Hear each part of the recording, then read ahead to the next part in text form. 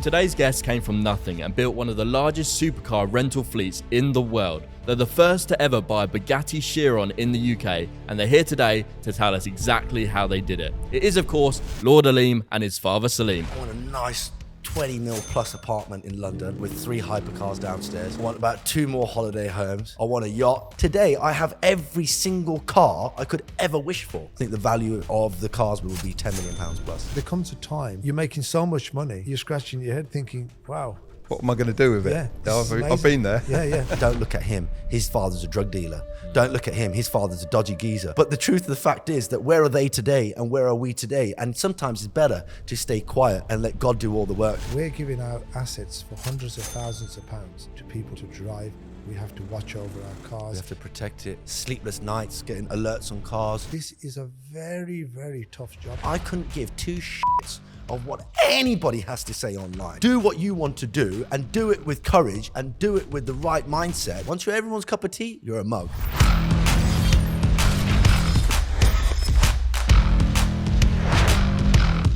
So huge podcast today, isn't it? It certainly is. We're at Platinum Executive Travel today, which in itself is pretty exciting, isn't it? Being surrounded by all these supercars. We got Lamborghinis, we got Ferraris.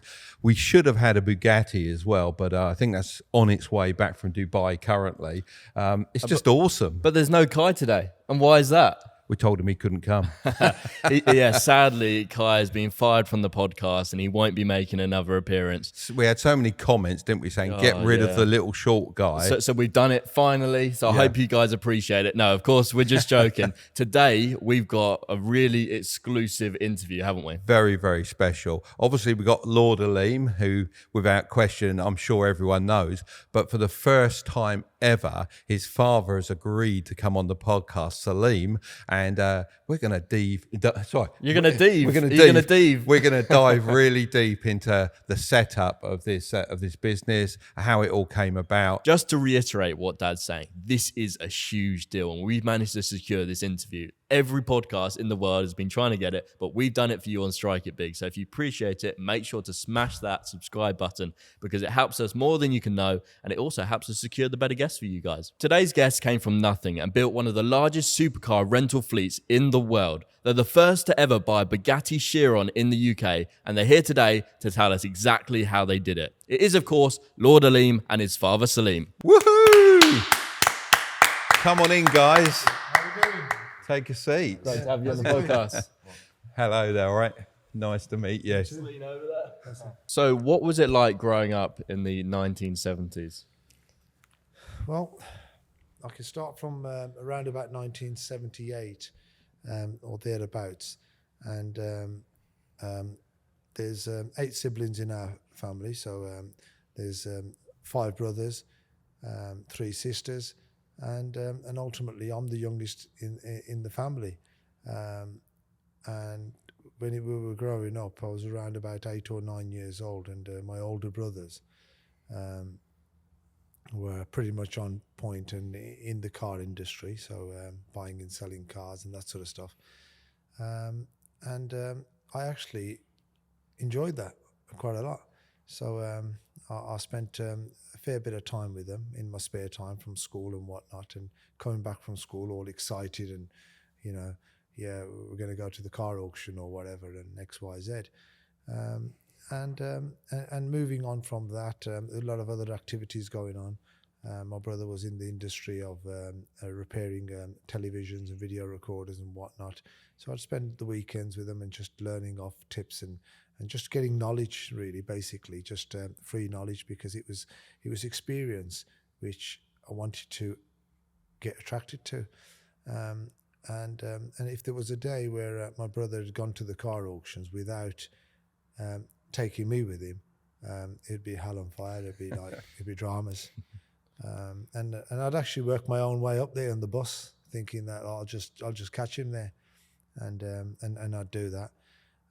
Is this the same brother that was a taxi driver, by the way? Indeed, yeah. He then later in the years went on to driving a black cab, which I couldn't be with him, so I was on my own into doing the auction runs, and And to be fair, when I said to you when I'm on my own and doing that, I'm talking about 14, 15 years old. I'd get a bus to the auction just to watch and listen and pick up on things and see how Pick up what things are worth as much as what anything. things are worth and what the techniques are and everything. So what do you think were the main things you learned from just experiencing the auctions? Well, it's a variety of experiences you pick up on of how people bid on cars and what sort of cars attract people, what sells, and then I was a very a popular person on the magazine Top Marks at Sunday Times. When you say you was popular on those magazines, you mean you were advertising on them? No. I was actually popular in just scribbling through them and just making sure that I understand everything correctly.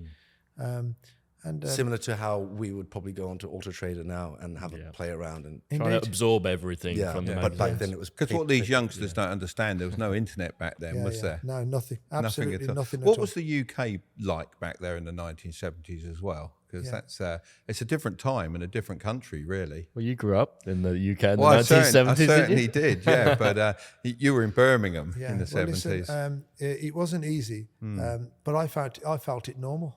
And I just cracked on with it, and like in anything, even up till today, and 20, 25 years ago, you get stuck into it and just crack on.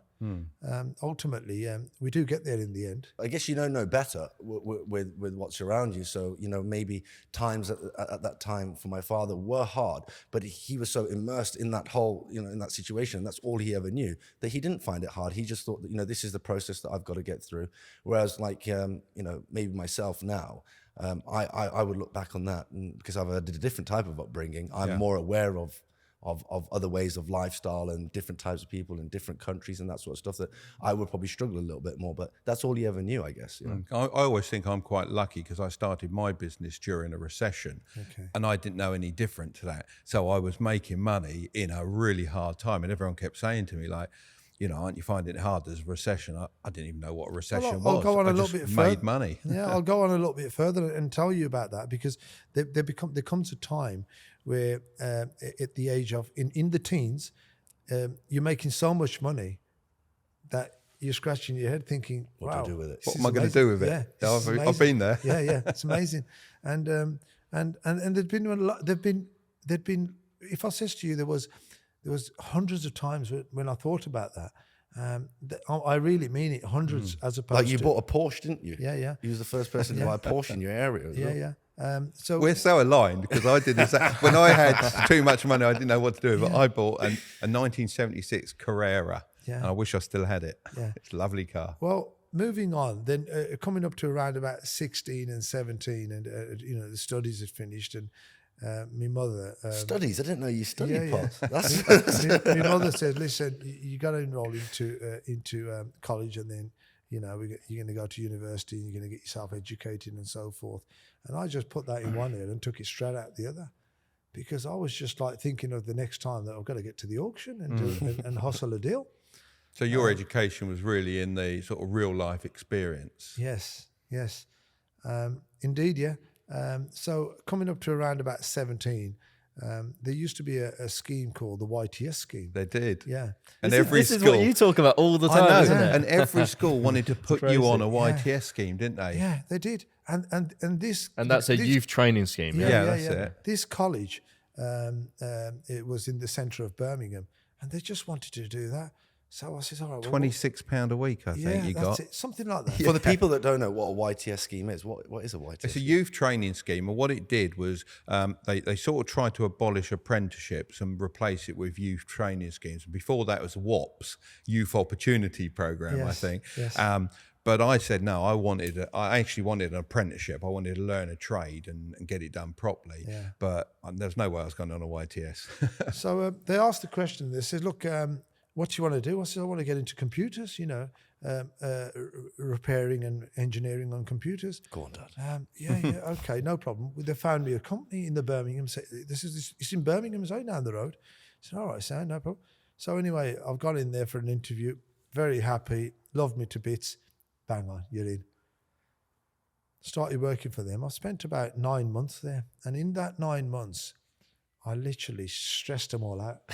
And because we used to jump in, because back in the days, it used to be the computers IBM. Yeah. So companies would buy IBM computers off them, and we'd go and install them and, prep them all up. And so we'd drive from here to, let's say, London or Basingstoke or Southampton, and I'd be the passenger, and the driver would drive me up there, and we'll set them all up. So while we're driving up there and everything, obviously, what's going through my head is the hustle on the deal. So thinking, right, I've got to go to the auction on Saturday morning and do X, Y, Z. And anyway, I do my day's work, come back home, and my mum was happy. And then I said, Mum, I'm not really feeling this, this job and everything. Funny enough, as we were in the process of me not feeling it, she said, no, you've got to carry on. You can't stop. You've got to carry on. So were you driving them crazy because you were talking about the auctions all the time on the weekend? Okay. But these guys, the drivers and the engineers, they actually got used to me, at some stage, and that's all they were talking about as well. Weird one, just this. cars. So you're infecting all my staff. They're going to go off and do that. Yeah. But unfortunately, the company went bust. Okay. So they went under. They couldn't cope anymore. So one morning they called me and they said, look, you're not the only one, but everybody's going. From Monday, nobody needs to come to work. I said, okay, no problem, great. Let's come to work. So that was the catalyst to propel you forward. Yeah. And they said, your wage packet, because they used to pay you cash in an I used to have those. Yeah. But I used to sometimes have to go up with the foreman to the bank to bring the money back, because there had to be two of us, because it was a big briefcase of money. And you got paid to the penny as well, Absolutely. didn't you? And they said, well, about your money, because the company's gone down. I said, don't worry about it. They said, no, you can put a complaint, you can put a claim in and do this and X, Y, Z. Anyway, washed it goes. It's no worry about that. I went home and singing and dancing, thinking, yeah, I'm sorted now. Be off to the auction tomorrow. My mum only had another plan up the sleeve. Straight to the I said, bakery. what is it now? She said, listen, you've got to do, you can do this car business on the side, but you've got to do a full-time job. And I said, well, it's hard. She says, oh, I'm talking to somebody over the road. He works for a company called Bristol Street Motors. Oh, right. Big company now. now. Big company now, yeah. She says, and they're going to give you a job in there, but, they need a couple of weeks into it. I said, okay, that's fine. No problem. So I thought I've got a bit of a breather. She says, no, but I've spoken to somebody else who can give you a job straight away. Oh, okay, what is that then? She's going to work at the bakery. I said, well, I can't bake. I can't see you doing that. She says, you're going to get a job in the bakery and you don't have to bake. It's easy. She's just packing and that sort of stuff. I thought you were going to say you were just going in as a taster. That would have been pretty. That would have been the best That job, would have mate. been good. So anyway, I've gone in there. He was only down the road, and I used to walk it to the bakery every evening. Is this why you love fancy cakes and stuff? Yeah, now? yeah. And I'll come into that. So anyway, I'm up to about 18 years old, and I'm working in the bakery, and we're doing a load of packaging of Russ cakes and pastries and various bits and pieces. Funny enough, the bakery is still there now, same place. We do a full night shift. So 6 o'clock in the morning, night shift finishes. About 5:30, the supervisor would come along and say, listen, do us a favour, get all the broken Russes, put in the skip. I said, all right, so can we take some home? She said, yeah, no problem. Like these broken biscuits, Yeah, just take them home, no problem. So I filled up a couple of carrier bags for myself. So I'm walking down the road at 6 o'clock in the morning with a couple of bags, on my way home. And obviously I've gone home. My mum's really happy. She's all singing and dancing. She said, wow, my son's done a good day's work and he's bought a load of biscuits home as well. So, so anyway, so she shared a load of biscuits with the neighbours and various bits and pieces, no problem. Next day, back to work again. Next day, same again, 6 o'clock in the morning, just before you go home, a couple of bags. So when did you start selling them? I'll come to that. He's already thinking you're a natural salesman. He's like, yep, money. Money, yeah. Couple of bags again, back home. My mum says, we've already got the ones from yesterday. I say, you got some more now, ain't you? You know what I mean? No problem. She says, that'll do. Don't bring any more. Straight away, I could see pound signs. Yeah, of course. Okay, well, if you don't want to. I know somebody who does. Yeah. Anyway, next day, a couple of bags again. I only had a few people lined up for a couple of bags, just drop them off and X, Y, Z. So give them the couple of bags, collect up the £4 or £5, whatever it was, and cracked on. Anyway, we just got into it. But eventually, everybody was worn out because they couldn't handle me anymore because there had too many biscuits around. They had no buyers. So I lasted there for about, to be honest with you, about 8 weeks, which was good because it was really warm in this bakery and it was hard work. It's good experience, though, isn't it? All these other jobs. Oh, amazing. Good life experience. So did you quit or were you fired? No, I just quit. I know the reason why I quit was because the fella over the road from where we lived worked at Bristol Street Motors, and he says, "Listen, your job's on. You've got the job." Oh, okay. So it's more of a filler job in that time, then you could jump to the real thing you wanted to indeed. do. Yeah. But I think it was mostly that my grandma, she's always instilled that working and hard-working ethic and mentality into all of her children, whether it be my aunties, whether it be my uncles, and my father as well is an example of it, that everything that my grandmother has taught her children was that whatever you do, you must work hard at it and you must keep yourself busy. And I think my father can say that, she was very good at that, making sure that her children were always heading in the right direction, of trying to move themselves, propel themselves forward in life. But she knew that this one was a hard work. He was the youngest of the whole family, so he was hard work and he loved cars. So we'll go on to that part So now. I'm coming up to around about 18 years old. So I've got a job at the Bristol Street Motors now, and I'm working there as a picker. We pick the parts, we pack them, label them up, and we send them out in the van. Simple old job. Lasted 4 or 5 weeks in the picking department. A couple of people, obviously managers and supervisors, caught the eye, and this is nice. We could do with you in the office. You're good with what you're doing, and we think you're a bit overqualified for this job. So let's have you in the office. So we've gone into the office now, and funny enough, I remember all the managers' names and everything, and they're just great people. Anyway, as I said, we're coming into about 12 months period now, and but I'm actually working there, but my mind is still at the auction buying cars, so I'm still on the hustle. So were you buying and selling? Yeah, I was still buying and selling. Right, I was buying and selling around the same time cars. My favourite car, the easiest sell, was a Ford Escort Mark II, and I had loads of them. You go on about them, don't you, Potts? Well, They were great. I wish I had them now. yeah. well, listen, because I never actually done the one, but if I mention about 5 cars to you, and you'll pick them up straight away. The Ford Escort you mentioned, Capri, Yeah, lovely. Rover 213s, Mondeos. Yeah. Is that the bubble-shaped Rover? The bubble-shaped Rover. You was used to later love on, them, the the bubble 20, yeah. All good sellers. All good sellers, yeah. Yeah. And they'd sell like hotcakes. So anyway, so I was buying and selling cars, and where I lived, we had plenty of parking. Nobody, back in the days, there weren't many people who had many cars. On a road where there's 150 or 200 houses, there's probably going to be about 25 cars. Like 91, 92? Bit earlier, I Bit would have thought. 90, Yeah. 85. Yeah. Yeah, 85. And I'll come on to that 91, 92 because there was a major turn then. And so anyway, I'm in and out the auctions, and I'm working there. I'm on the phones, but when I'm on the phone, everybody in the office thought I was on the phone for their business, but I was on the phone for my own business. I was putting ads in Sunday Mercury's, and remember the Sunday Mercury? Yeah, you had to phone up and tell them word for word how much it cost per Indeed, word, yeah. didn't it? And There's none of that email us over the bits and bits. No, word for word, spell it all out, and we're all off. yeah, it took a long time. And you had to get it dead right as well because you had to catch the eye. Indeed. Like the hook for YouTube. Very similar. And because we were so used to it, the previous week's ad, I'd say repeat the same ad, different price, change the year, change the colour, same vehicle, and it'd go again.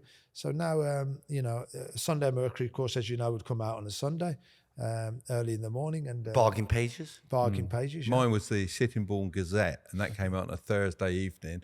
And I generally had the car sold by the Friday evening. Nice. And if it didn't sell, I had a little rule. I put it up for the advert the next week. I thought, there's no gotta way. be done. Yeah, I've got to pay for an extra advert, so I've got to put the price of the car up. And then it went. It was amazing. Amazing. Yeah. Yeah, you're right. There's been some bizarre things, and we can go on about it and on. So I'm hustling away with cars, and fast forwarding the Bristol Street Motors mission. They put me on. They said, "Can you come and work on the front counter?" an hour. So from the passport, can you come on the front counter? Well, that was a bit of a problem for me because I couldn't concentrate on my own business on the phones. So, but I went on the front counter, and everybody who'd come in and look at me as the Asian face and say, "Oh, can we get a bit of discount on this? Can we get a bit of discount?" So I was giving everybody discounts. I said, "Yeah, 15%, 10%." So the manager pulled me. He said, "What?" I said, "They all know me, don't they? So I'm obliged to just give them a bit of discount." He said, "Get back upstairs. We can't have you down there." That was like, great, perfect. Hang on. So the people would be ringing me now and saying, "Oh, can you come downstairs?" I'm not allowed. So that was the end of the discount mission. It's like when your mum gets you to wash the dishes and then you do it once badly and then they never ask you to do it again. Exactly. You're doing the same thing. And how I got booted out of there was a slightly another bizarre situation. What had happened was come Christmas time, right? So we're into around about the 18th of Christmas, 18th of December, Christmas. And supervisor said, "Who wants to do overtime? Because whoever wants to do work over Christmas will pay you double pay and we'll pay you up front." Nice, isn't it? Double time. "And we'll pay you up front." So I'm thinking, yeah, money, great. So I'm off again. And I said, "I'll do every single day. Christmas Day we're shut and Boxing Day we're shut. Can't you open them days as well? I'll be here." No. Anyway, they've paid me the full on till the 2nd of January. It's all paid, done. Gone. I didn't turn up, I was too busy. I was busy with the car jobs because Christmas time I was selling cars flat out, back to back. I used to fly up to the Auto Trader office, take a picture, do it. So I was really busy. So when I went back on the 2nd of January, I had the money in my pocket with the envelope that they overpaid me. So I thought, I'm going to return that envelope back, and hopefully we'll all be okay. So is this out of money you've made from selling the cars? No, this was there. Oh, you didn't touch because that I money? overcommitted myself. You see, I started running before I could walk. I knew I couldn't work there, but I still wanted to help them and work. You got greedy. But makes sense. But they paid me whatever it was, 120 quid or something. Well, I found myself in a similar position, possibly at a similar age, where you've sold all your time, and you've got no more time to sell. So then you're into letting people down, and that's not good. Not good. No. And I know you don't like turning down money either. So I don't like turning down money. Like, how can you do that? But also letting down people as well. Yeah. It's a double it doesn't curse. sit right with your heart and your soul. It's difficult. But when you're young, the old saying, you're a bit young and stupid, and we just crack on with it, and all we think about is the pound and the dollar sign. Anyway, I've walked into the office. This is the bosses want to see you upstairs, but I was already prepared to hand the money over. So I haven't worked, so I'm sorry, there's the money. And he says, "No, it's a bit more than that. They're going to sack you." I said, "Oh, okay, well, better still, I'll give my notice in." So I went upstairs, says to the secretary, says, "There's the money and I haven't worked, and furthermore, I want to hand me notice in." She said, "Oh, that's great, there's no problem. Sign here, off you go." So I walked out, and everybody was all very, very friendly, all the bosses, all the managers, because they were so happy that, it was just a straightforward talk, He couldn't do it. He was sorry. He's come fully prepared with the money back. Yeah. And furthermore to that, he's actually just admitted that he just can't handle it. Yeah. And then at this stage, I was parked up outside. I used to go to this workplace in Mini Cooper S's and all sorts. And all the managers there and everything, they were in company cars all catching buses. So Mini Cooper S's were like beautiful cars. Beautiful. And, big money out of them. Yeah. So anyway, I've and come a GT 1275, I sold a few of those. They were good money. Good Clubmans and all that. Yeah, absolutely. Do you want to call that? So I've come home and at least they know. I've come home and I said, "Mum, look, this is what's happened and whatnot." And as much as and the fella who lived over the road actually backed me up and said, "Look, he's a great guy, but he's too busy in his own self," because he could actually see that I've lined up about 12 or 14 cars outside the house for sale. So I'm flat out, I'm really busy. So anyway, I've cracked on with the car job and we're busy selling cars and whatnot. And creeping up to around about 1990, I'm flicking through the papers and I come across a name of a garage, and it just caught my eye a bit. And it was a company called Winterton Cars. And anyway, they were working from a farm selling cars, but selling very cheap cars, like newer cars for like, £7,500, very, very cheap. Vauxhall Astras and Mondeos and that sort of stuff. So anyway, I've paid a visit up there, and lovely guy by the name of Terry Bateman. Showed so much love and respect, and just went on to a conversation and says, yeah, we sell cars here and we get a lot of part exchanges. And I said, look, obviously you've advertised a few part exchanges, just to clear. I'll take them. He says, well, look, they're up there. You can have them. Whatever they are, you can have them. I said, okay, well, sound. So he'd give me the cars at cost price. So I'd pick up a car from him, for an example, 400 quid. I'd drive it down the road because it was the phrase I'd have to use. I actually didn't buy it. I actually nicked it. Because for 400 quid, I'd drive it half a mile down the road and I'd just flip it to someone for 800 quid. Yeah, and that's beautiful, isn't it? And this guy who I was selling them to for 800 quid, he was another trader and who was very popular in the Sunday Times newspaper. So he'd sell his cars very, very expensive. So I thought, well, do you know what? I could actually start trading them to him. So I don't need to buy them. I start trading to him. So I sold him about 30 cars. So you'd buy from like the wholesaler and give it to like the retailer? Yeah, no, I'd buy it from the wholesaler and I'd sell it to a wholesaler. Okay. Because I just didn't want the headache of retailing them, because I thought, well, you have to do it, just retail. But there come a stage where even this guy couldn't handle me anymore. He said, look, whoa, stop. I think there's a theme There's here. a theme here. No one can handle you. He said, listen, you got to start. Leave me alone. I said, look, you can have them on credit. No, I got no more space. I can't take anything Physically, more no more space to park the car. I've got to stop. He couldn't handle me. But I'd still nose him every other day on a good deal and tease him. And he'd say, go on, then bring it down. And I'll take it down and he'd pay you straight away. And we're cracking on. So then obviously my vision was that, well, I need to get rid of these cars. And what I was doing is, I don't know if you remember, do you remember some adverts that we used to put in the paper? Cars wanted for cash. Yeah. Yeah. So we'd put adverts in, cars wanted for cash, anything from £50 to 50,000. We hadn't seen £50,000 in our lives. Yeah, of course. Right? But that's how it was, £50 to 50 grand. There's always someone desperate, certainly back then, to sell their motor for a bit of cash. Not so much desperate, but we want to get rid of this thing off our drive. How do we do it? Phone me up. I'd fly up there. But now, at this time, I'm driving around in brand new BMWs and, convertible BMWs, Porsche 911s, because then Porsche 911s, I used to buy them in at like £6,500, £7,000 a pop. Do you used to buy them on your one spots, or did you used to buy them with like friends and go halves on them? No. I used to just go and buy them myself. £6,500 Porsche 911 Carrera 2s and all that. And I'll come on to that in a bit, because I did buy one with a very good friend of mine, a newer one. But anyway, cracking on. I was just thinking, because you said you'd never seen 50,000 in your life. Well, how much was the Porsche? These are £6,500. Yeah, it wouldn't have been 50,000 back then. No. I thought at least be like a Porsche would probably be like 40, 30. I think the one I bought, inflation, Yeah, the one I bought was 12,000. Yeah. And I bought it with a friend as well. How about that? Yeah. A guy called Paul Friedman. So shout out to him. Yeah. And we shared it. And the only reason I sold it was because we lost the space that we stored it in. And I didn't want to store it outside. It's just What colour was your Porsche, Mark? red, of course. Nice, During that time, Guards red. Yeah. Gorgeous. Guards red. I'll come to that in a few moments. Another one, Guards red with a friend of mine. Yeah. Yeah. So anyway, I'm busy now, so I'm going over to people's houses and knocking the door. Yeah, you come for the car? Yes, have a look at it.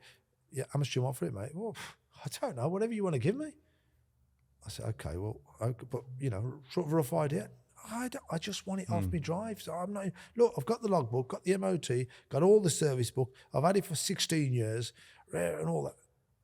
Scratching me head. I've got a pal with me. You see, I've took my friend with me. Obviously, I'm thinking like he's going to drive it back. Yeah. And I'm saying, oh, what shall I say to him? And he said, look, mate, whatever you want to give me. Look, I just want it off my drive.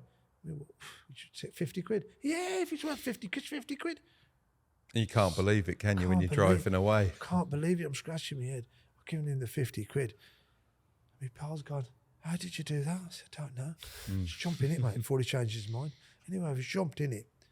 We've gone. But that 50 quid turned out to be £1,000. It's amazing, isn't it? You It's crazy. Crazy. So, you know, we're cracking on and we're so busy. And we're coming into, you know, around about 1992, 1993. So I've got an engine, obviously, from Winterton Cars. I've got my own buying I'm doing, and I'm actually selling cars in the auction now. So I've gone to the auctions, and I've gone to an auction called UK Car Auction back in the days. I've gone to the managers there. I said, listen, they actually like me. They got on with me really well.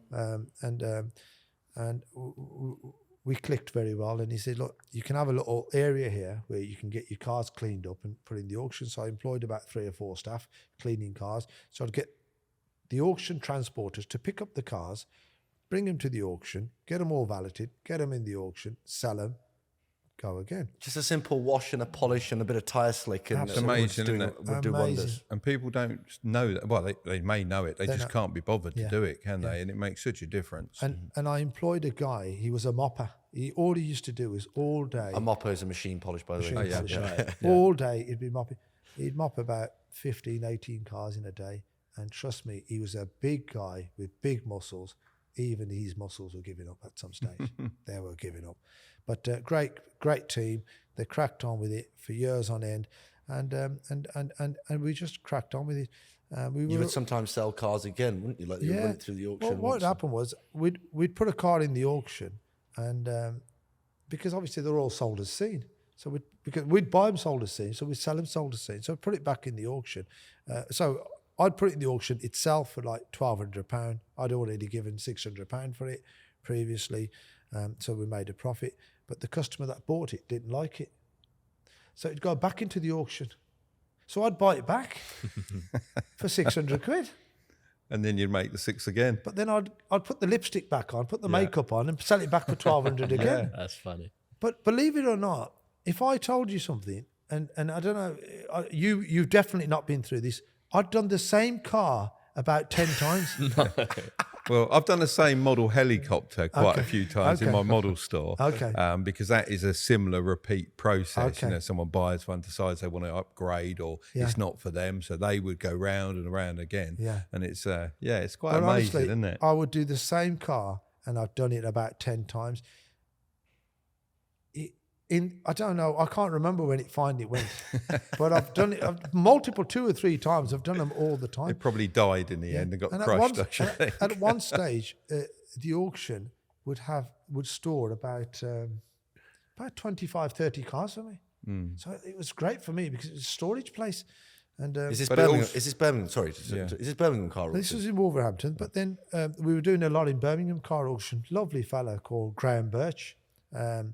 And it's no longer here now, the auction. And a shout out to him, a nice guy, and still my friend today. His son's getting married, and we're doing a car for him. His daughter got married a couple of years ago, and we supplied him the Bugatti, which was a bit of a bizarre one because the Bugatti had just got delivered, and a couple of days into it, he wanted a Rolls Royce. So I pulled up outside his house in the Bugatti. And he says, "Oh no, I can't do this. She's coming out with the raw." I said, "No, you're in this car. You're taking her to the church, and that's it. It's done." And he's like, he was in bits.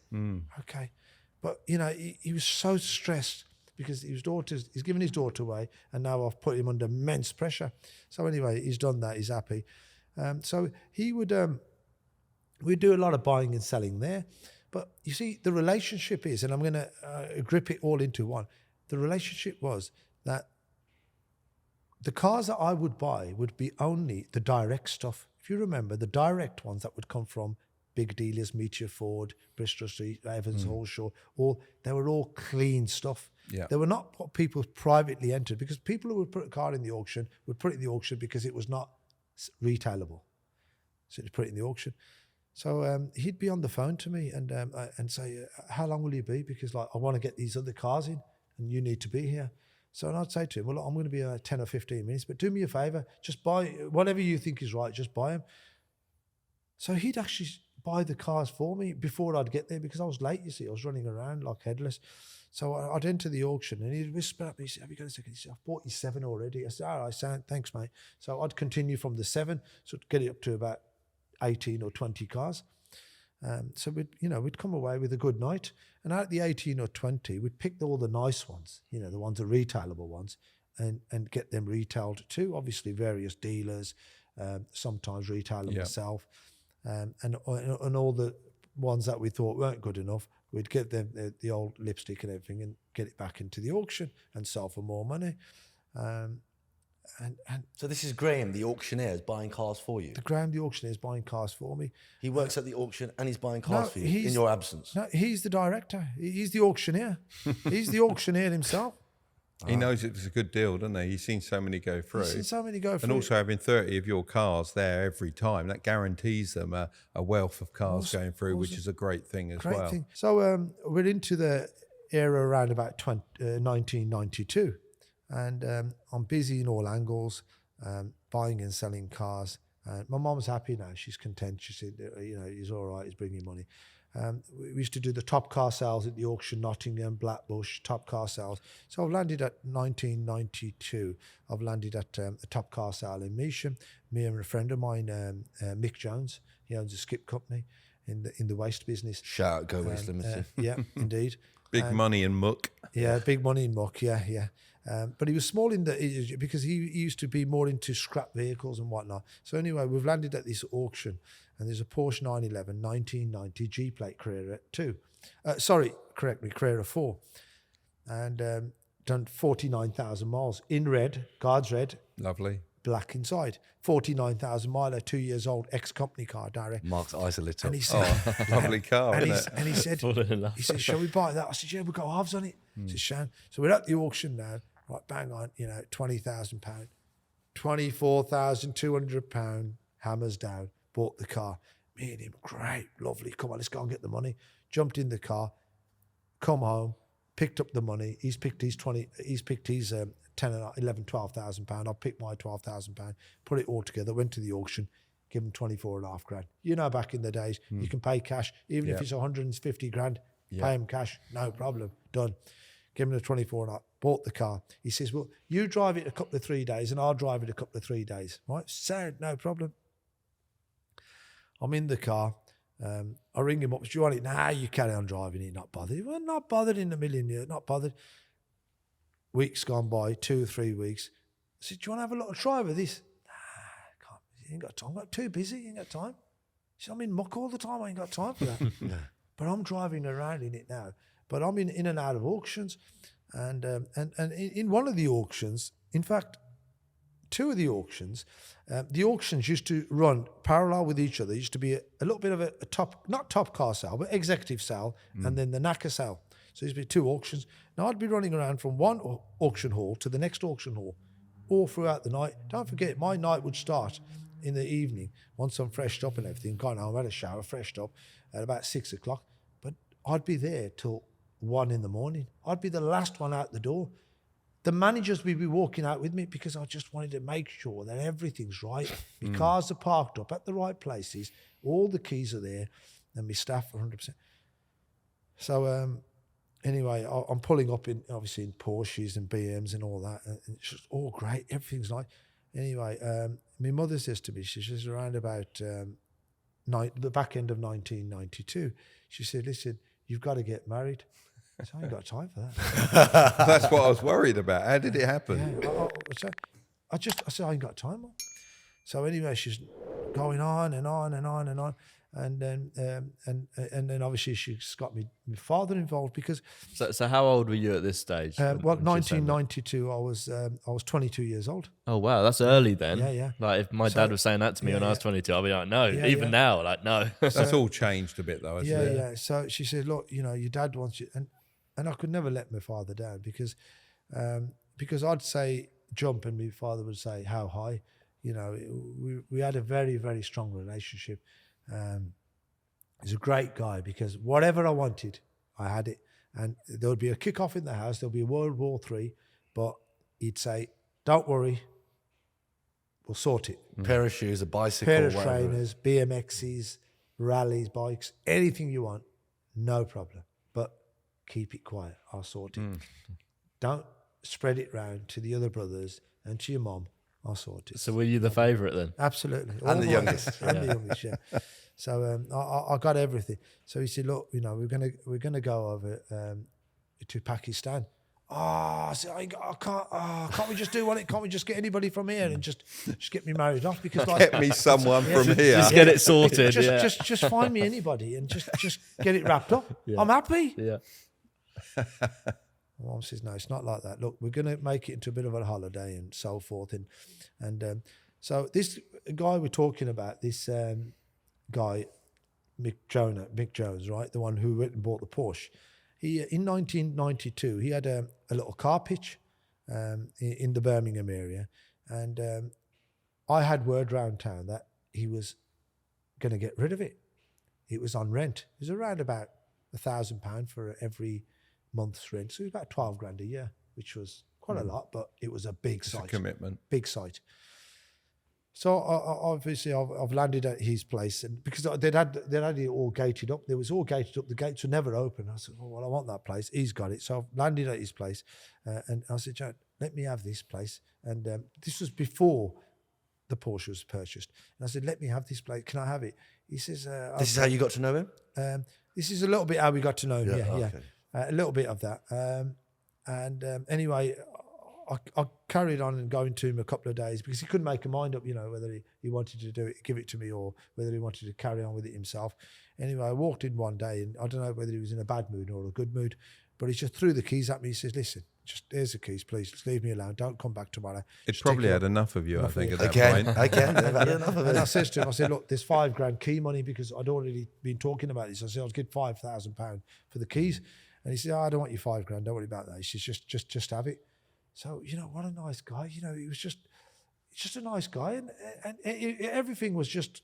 But it just goes to show, doesn't it, that if he didn't have people like that around him at the time, would he have been where he is today? It's there's people with big hearts along the way that help bring up future entrepreneurs, help assist future business people to get to where they're at. And it's very important in this day and age as well that we open our hearts for the younger talent, for the people that are coming through, because today they might be working in a bakery or buying and selling 1 or 2 cars, and tomorrow they'll probably be onto bigger things. So it's very important to assist and help. And if it's not people like Mick Jones, Jonah, or Terry Bateman, and people like this, bearing in mind this was 1992. We've got a Pakistani fella walking into an office with the most Englishman-looking people that you would ever see, Hell's Angel bikers, all the lot, loads of racism about at this time as well. But no, absolutely delightful, lovely people. Didn't look at him for his race, his color, his religion, or anything like that. It was straight to, this guy seems persistent. He's nosing the life out of us. He needs this place more than we do. Let's get it boxed off. And, I think in this day and age, before you ask someone, do you mind if I can use that piece of land? They'd want to charge you. They'd want to make you sign some papers. They want to, all sorts. Yeah. They just chucked him the keys and said, crack on with it. And mate. he didn't even own the land because it was rented. And he said, look, the landlady would come along every month and just give her the money, and that's the end of it. And we got used to her as well. She's a great person. It's just great. And then around about just before 1993, Terry Bateman says to me, he said, look, I'm obviously buying a lot of cars from the auction. You're buying all my part exchanges, and I'm not even charging you extra money on them. I'm giving you for cost. And I know they're for cost because you say, well, how do you know they're for cost? Because I would actually go into the admin department, into their accounts department, and open the paperwork of how much the deal has come in for. And all the staff there, the accounts managers, the accountants, they're looking at me, but I've got authority by the boss that I can do it all. So if the cars come in at £400, that's exactly what I'm paying for it, £400. And I'd make a list of everything I'd buy. They'd make a list of everything that they've given me. And we'd be into, this is no exaggeration, I'd been to about 50, 60 cars I've took off them. And do you know how much I paid them? 0. Amazing, isn't it? So they were missing a trick as well, really, weren't they? Because, they could have put, let's say, 25 quid on every car you bought, and you'd have still bought it. I would have bought everything. Yeah. and one day, the accountants for that firm, because they were selling about 30, 40 cars a weekend, brand new stuff. The accountant popped in and he came to me and he says, any chance of having some money off you? And I was shocked. I thought, Why is he asking me for money? Okay, no problem. I've gone into Terry's office. I says, so-and-so, Stuart, was asking me for money. He said, really? Picked up the phone. He says, don't ever ask him for money ever again. Thank you very much. Put the phone There must down. have been a personal liking towards him. You know, like, I think there's a correlation here. You know, whether it be Jonah, whether it be Terry, or whatever. I'm not just saying this because it's my father, but I feel that he has a charm and he has a way of talking. And he has this energy that he brings, where people can sense, you know, the destination that he wants to get at and how pure he is to get to there. There's no kind of, you know, for someone to allow someone to come into your business, open your books, and see how much you buy something for. It's like letting somebody come into my business right now. My dad saying to me, don't ask XYZ why he's coming and flicking through your pages, whatever. He's me pal, or I like him, or whatever. Let him carry on. I would never let that happen. But, you know, there was something very pure. It was, dare I say it, it was like a father and a son relationship in a way. Absolutely. Maybe you sensed that entrepreneurial spark inside you and wanted to cultivate that. And But obviously you paid your bills, and if you're paying them up to a point all the time, then that gives you good standing as well. No, listen, he said, listen, don't worry about that. Let it build up and we'll sort it. He'd pull out 20 quid and he said, do me a favour. Just pop down the shop and Send him to the shop. Get me a drink or something. Yeah. 30 cars he's taken off him. He hasn't paid a penny. And he'll just pull out 20 quid and says, listen, son, just go run to the shop and get some drinks or whatever. And then when I come back, he'd say, sit down, let's have a chat. And then, you know, therapy. And we'd sitting there talking. And he said, listen, I've been thinking about this, and I want you to do me a favour, and I've got a little bit of a business proposition for you. I says, go on then, what is it? I think I can't take anything more on because I'm so busy. He said, listen, this is going to help me a lot now, so you've got to do me a favour as well. I want you to go and buy a lorry, right? A car transporter, and I want you to start transporting my cars, because instead of me paying these auctions people for £20 a car, I'd rather pay you £20 a car, you go and buy a lorry. And I said, he's put another thing in my head, another idea, and I'm thinking, yeah, more money, right, Sad. So anyway, and I've gone, okay. He says, listen, this will work and it'll be working good. Go and get yourself a lorry. So I've gone away. I've bought a Leyland transporter, 3-car transporter, off a fella for about £8,000 or £9,000 or £10,000, and he said, and I brought it along and I showed it. I've picked it up, you know, a couple of days later. I've come and showed it. He says, oh, that's great. He says, do me a favour, let's do a trial test. Go down to Shepshed auction and pick up 6 cars for me. And here's an open-end check. He'd leave an open-end check for about, and he'd say, you fill it in and give it to the security guard, because he was so close, so tight with ATT car auction. And, you know, he was in their pocket. They'd say, give the check to the gatehouse and just collect the cars, and we'd go up there and pick up 6 cars. And you'd say, well, how would you pick up 6 cars? The cars carries 3 on the transporter. I'd take 3 drivers with me, and they'd drive 3 cars back, my pals. So we'd pick up 6 cars. And so he'd get them all pumped up by saying, listen, guys, what are you doing? And they're doing nothing. Well, listen, you can, brand new Astra SRIs. Yeah, would you like to have a little drive? Oh, yeah, and they did it for free. Yeah. For free. So we'd pick up 6 cars. Great, yeah, no problem. But obviously things were getting more serious now, yeah? So now, you know, I've got to go to Pakistan. I've got to get married. And so I'm asking him for permission. Can I go? He says, well, yeah. Okay, well, let me have a little think on this. How are we going to get... Okay, well, I can use... How long are you going for? 2 weeks. Well, make sure you're back in 2 weeks. And because I just quickly get married, then I'll be back. I'll be back. I'll be there and back. He says, good lad. So anyway, we're off to Pakistan, back end of January, early part of February. So we've gone into Pakistan, and I'm really uncomfortable, because I'm thinking about the business, I'm thinking about the money, thinking about the English pound and everything, and I'm thinking, how long is this going to take now? So my mom's working very, very hard, back, you know, sleeplessly, you know, trying to shortlist the ideal candidate. So is this like or a victim, shall I say? Yeah. Right? Is it like an arranged marriage? Yes, it's an arranged marriage, but You've got to vet out the families. You've got to find out about the woman. But I says to my mother, categorically, very clearly, I said, whoever you choose, I will be happy. I will promise you, I will be happy, and I will give it my 110%. Did you worry though that you wouldn't love the person that is chosen? No, for you? because I had a lot of faith in my mother. Yeah. So my mother was a very, very strong lady, very strong-minded, and her older brothers, my uncles, always came to her for advice.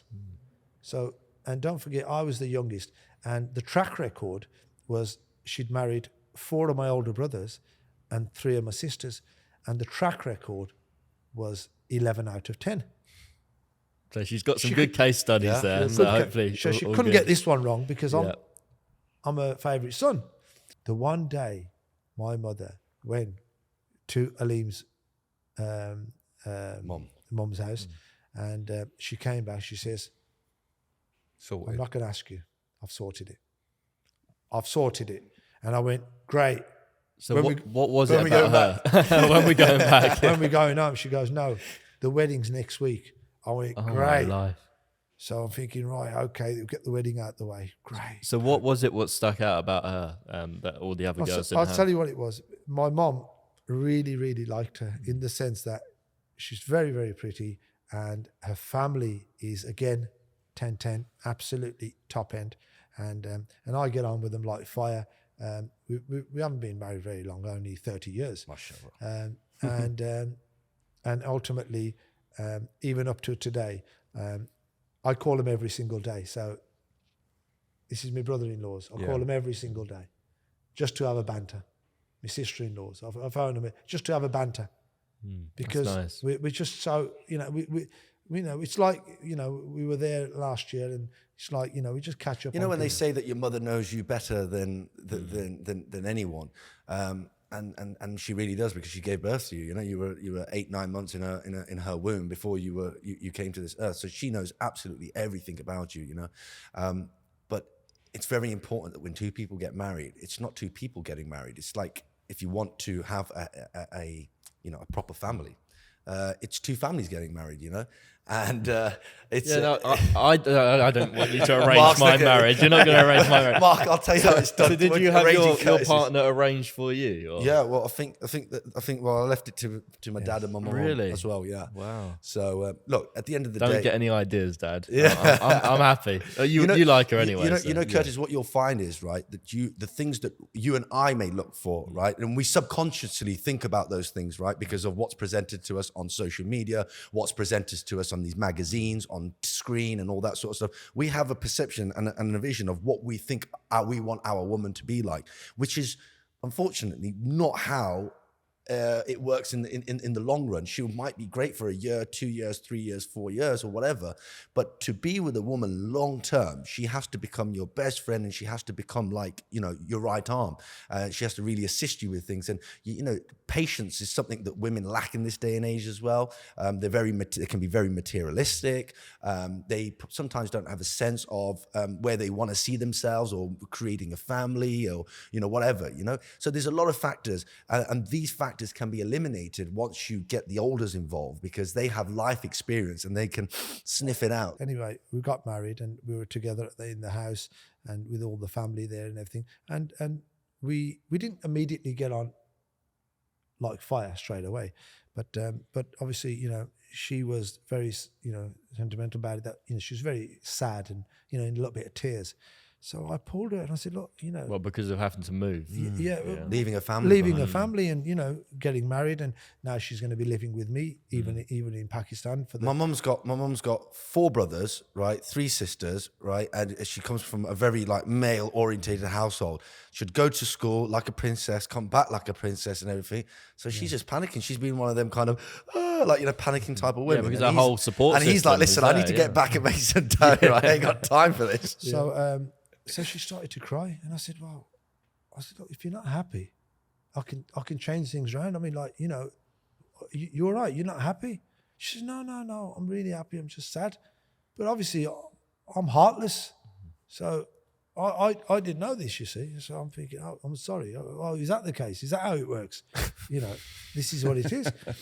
So, These women, they're just not so like cars, are they? I kind of got used to it, seeing a few tears, and I think, okay, that's fair enough, because she's going to miss her family and so forth and whatnot. Anyway, long story short, we've got married. We went on a 4 to 5 days honeymoon in the circulation of Pakistan, but in a different In the Himalayas, you know, you go to the mountainous areas and stuff. It's beautiful. Yeah. Anyway, we came back. At what point did you actually fall in love with her?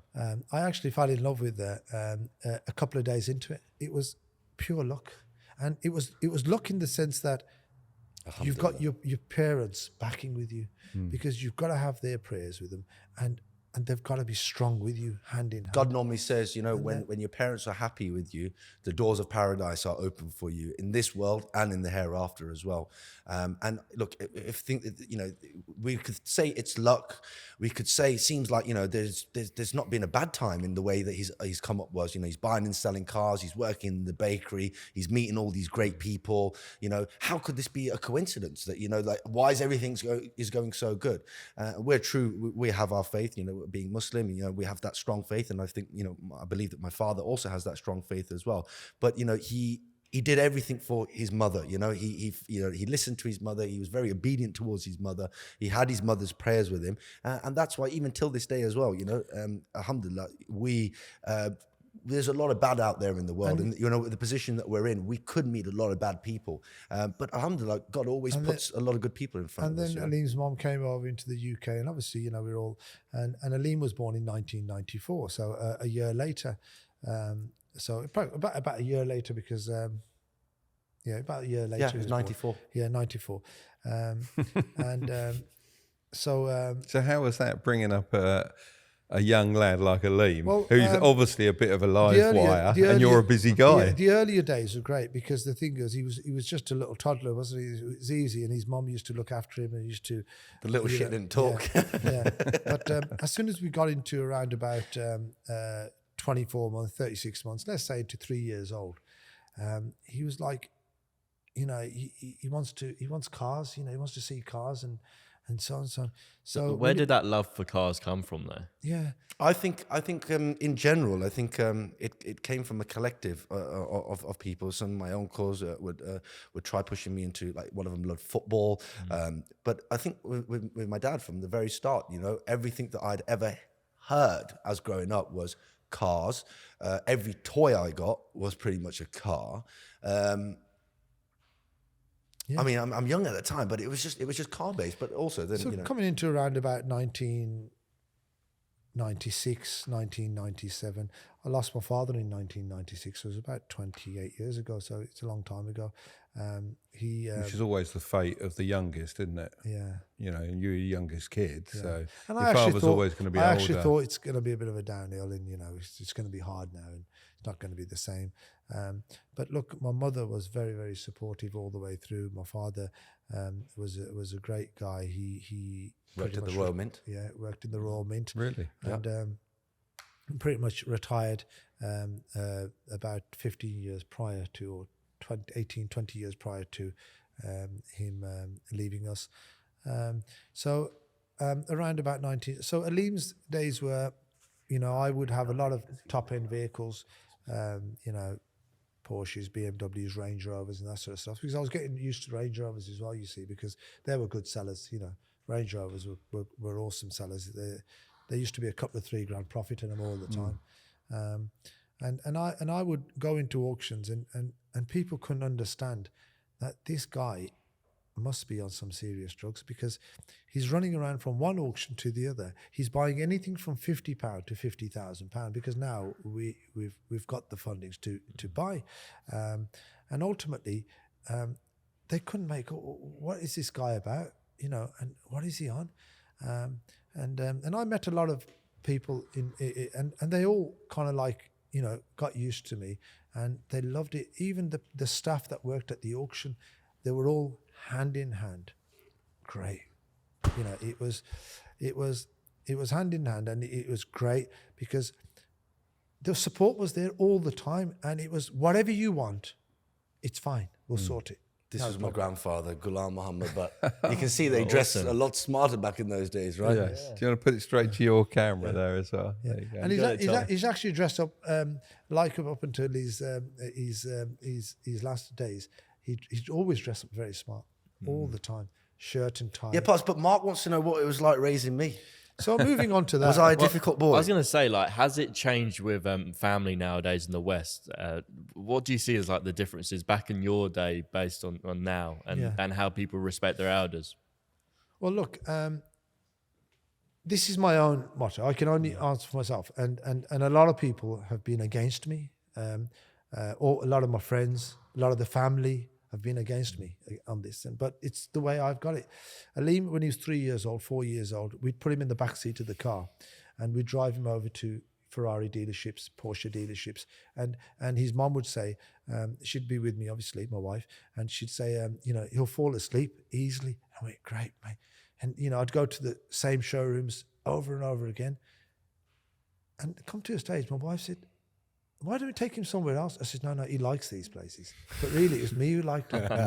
Because I'd go there, and every day, or every other couple of days, they'd have a different Ferrari. And I'll be honest with you. 308s, 328s, and all that sort of, Testarossas. 355. 55s. And my favourite older Ferrari is a 355. 355. Yeah, with a manual box, Yeah, of course. And we'll get onto that in a moment. But I must say, I don't have many very clear memories. And, people might be thinking, absolute cap that he remembers this. But because we did it so many times, I do remember that showroom on Bristol Street. It was Ferrari and Aston Martin together. And you could literally go up to the glass. It's not like showrooms now where, there's bollards. Literally go up to the glass and there's like 3 foot and just a piece of glass in between you and the car. Yeah. And you're looking through it. And it was just so enjoyable to look at these bright red Ferraris. And I was just, oh. So all of that's going into your subconscious. You're just soaking My it dad in. has told me this is the car. Ferrari is a Ferrari. And in my head, it had been embedded into me that, this is the car and there is no other car after this. This is the one that you want. And sometimes I always used to say to my dad, why don't we see one on the road? Like if That's we did. the thing. You never did you? Never used to see one on the road back then because they were so difficult to acquire. And talking on the road, and I used to go into areas, top end areas, Sutton Coldfield and that sort of stuff, Little Aston.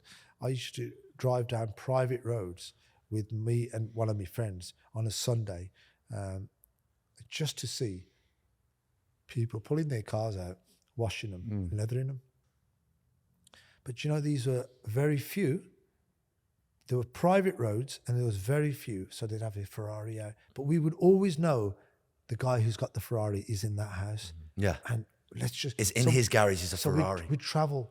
Magical. We'd travel 10, 12 miles to go there. Just to look at the garage. Just to see if he's washing it today, because he always washes it on a Sunday, but maybe he's not doing it today. We'd come back, we'd say, shall we go again? He might have been... We'd go again. And then, so on. But... And as I got older, from what I can remember, was that I was getting heavier, and to get me to come out the car, to go upstairs myself, my dad had a trick to wake me up. So he'll be driving and I'll be like fast knocked out of sleep, and my mum's prepping my dad up, right, saying that you've got to pick him up and take him inside the house and put him to bed. Yeah. But my dad had a shortcut to it. He used to start shouting, "Oh, Ferrari, Ferrari, Ferrari!" I was just in a Ferrari, and I used to wake up like a little kid. Right, you said, "Dad, where?" Oh, man, you missed it. Yeah, I missed it. You missed it. That's the one. That was the classic. You missed it.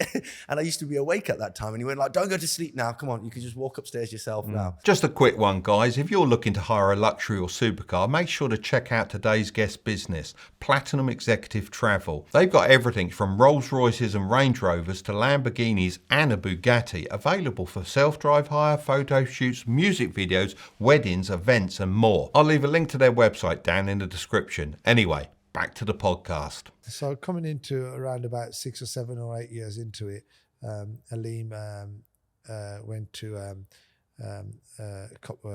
simple nursery type of thing, and then we actually moved from where we lived. I tell you, the moving point from this nursery was that the kids used to get a stamp on their work, like a star. Yeah. So it was like this stamp, and I used to love the stamp, the way that it used to clip off, and the teacher used to make it a big deal when the stamp used to come out. It had a lot of power. If you got the star on your work, you're a good student. You're a good kid.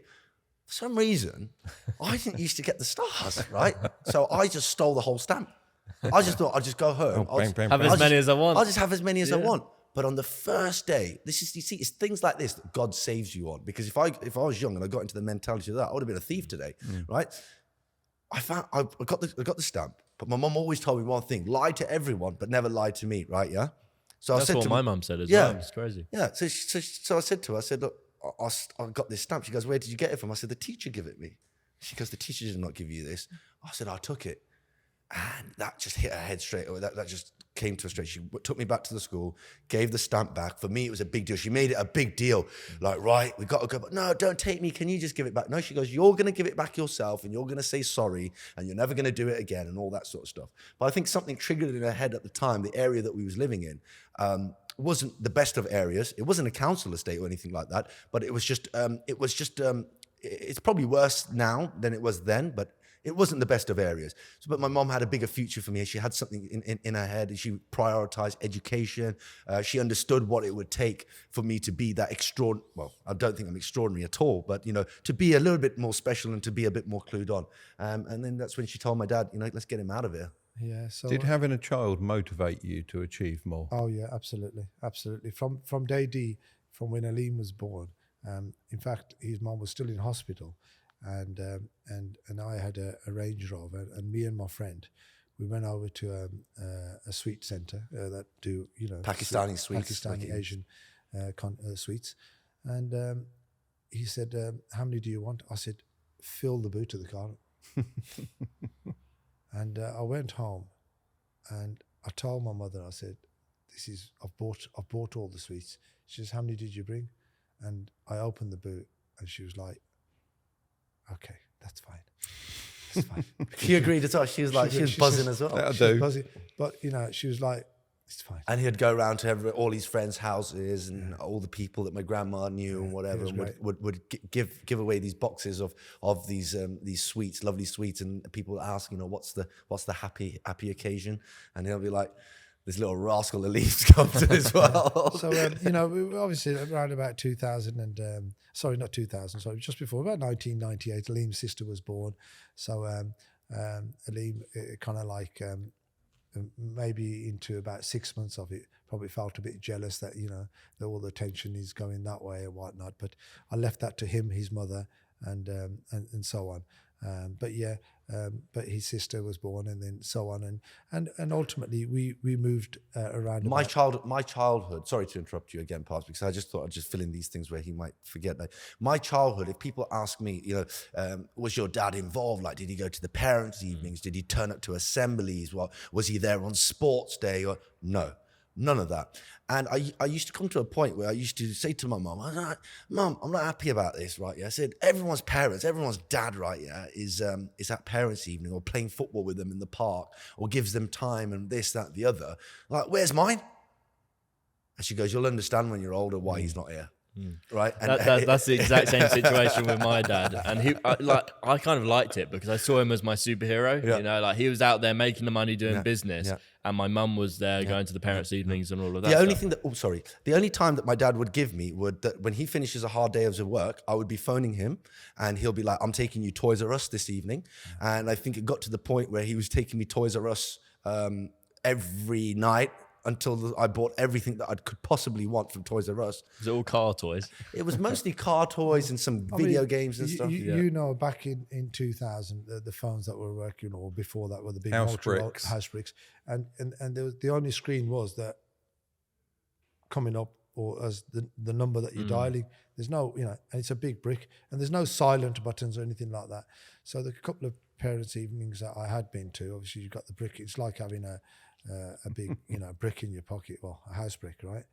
And anyway, we've gone through a few little bits and pieces. So around about 2002, 2003, we now have moved. We're in Solihull, and Aleem's every day, he's up for school, getting on with it, doing great. I actually went to a state school. Right.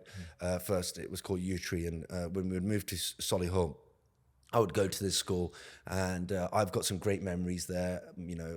I remember pretty much Joker is Gillard. Most of the people that I was with and around in at that school, sports day, very technical.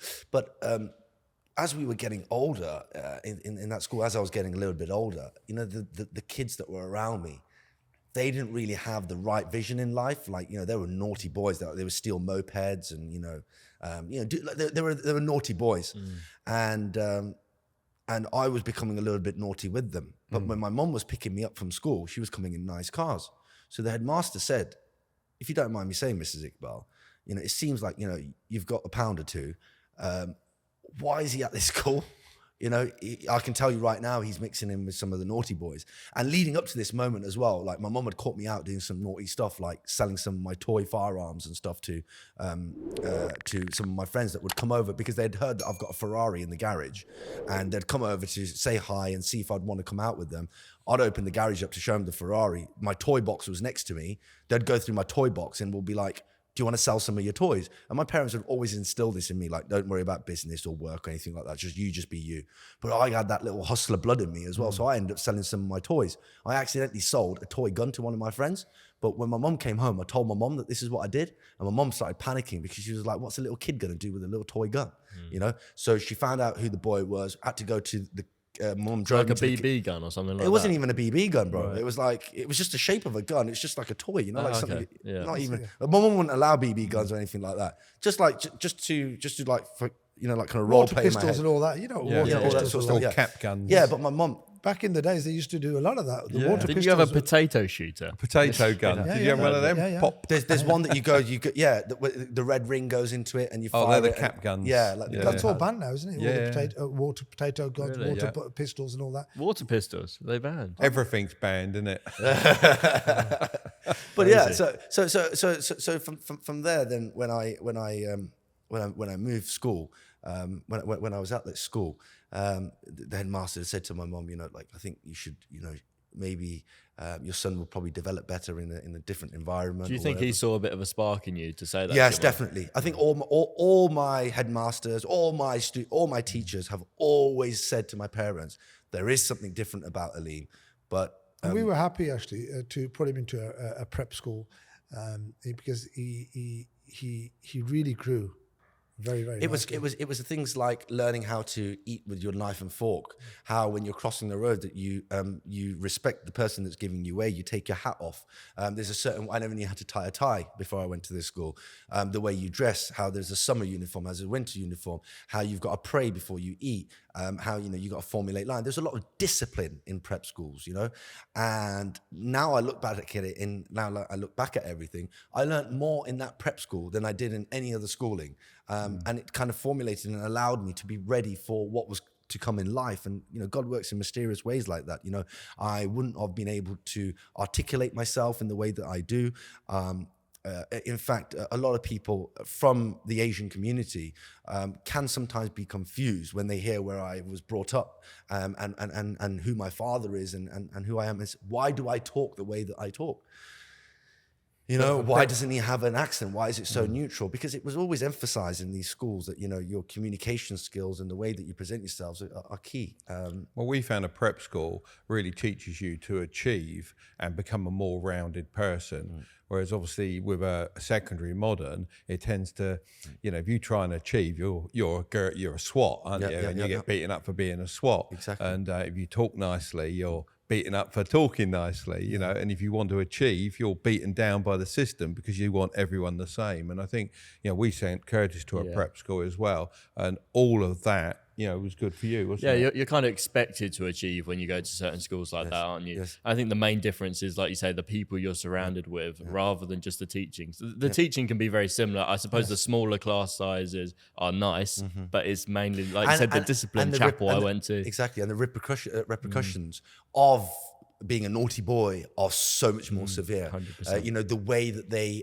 kind of scare the life out of you. It's the way that they do it. You know, it really makes you think, I don't want to let my parents down. I don't want to let the teachers down again. Yeah, it's letting them down, isn't it? Because, I expect so much more from you. I see you as this student. And it's rather than expecting the worst from you, they expect the best. Yes. And that really makes a Coming big back difference. to this point, and where I mentioned earlier, that basically a lot of people have been against me on the basis of family, friends, and everything.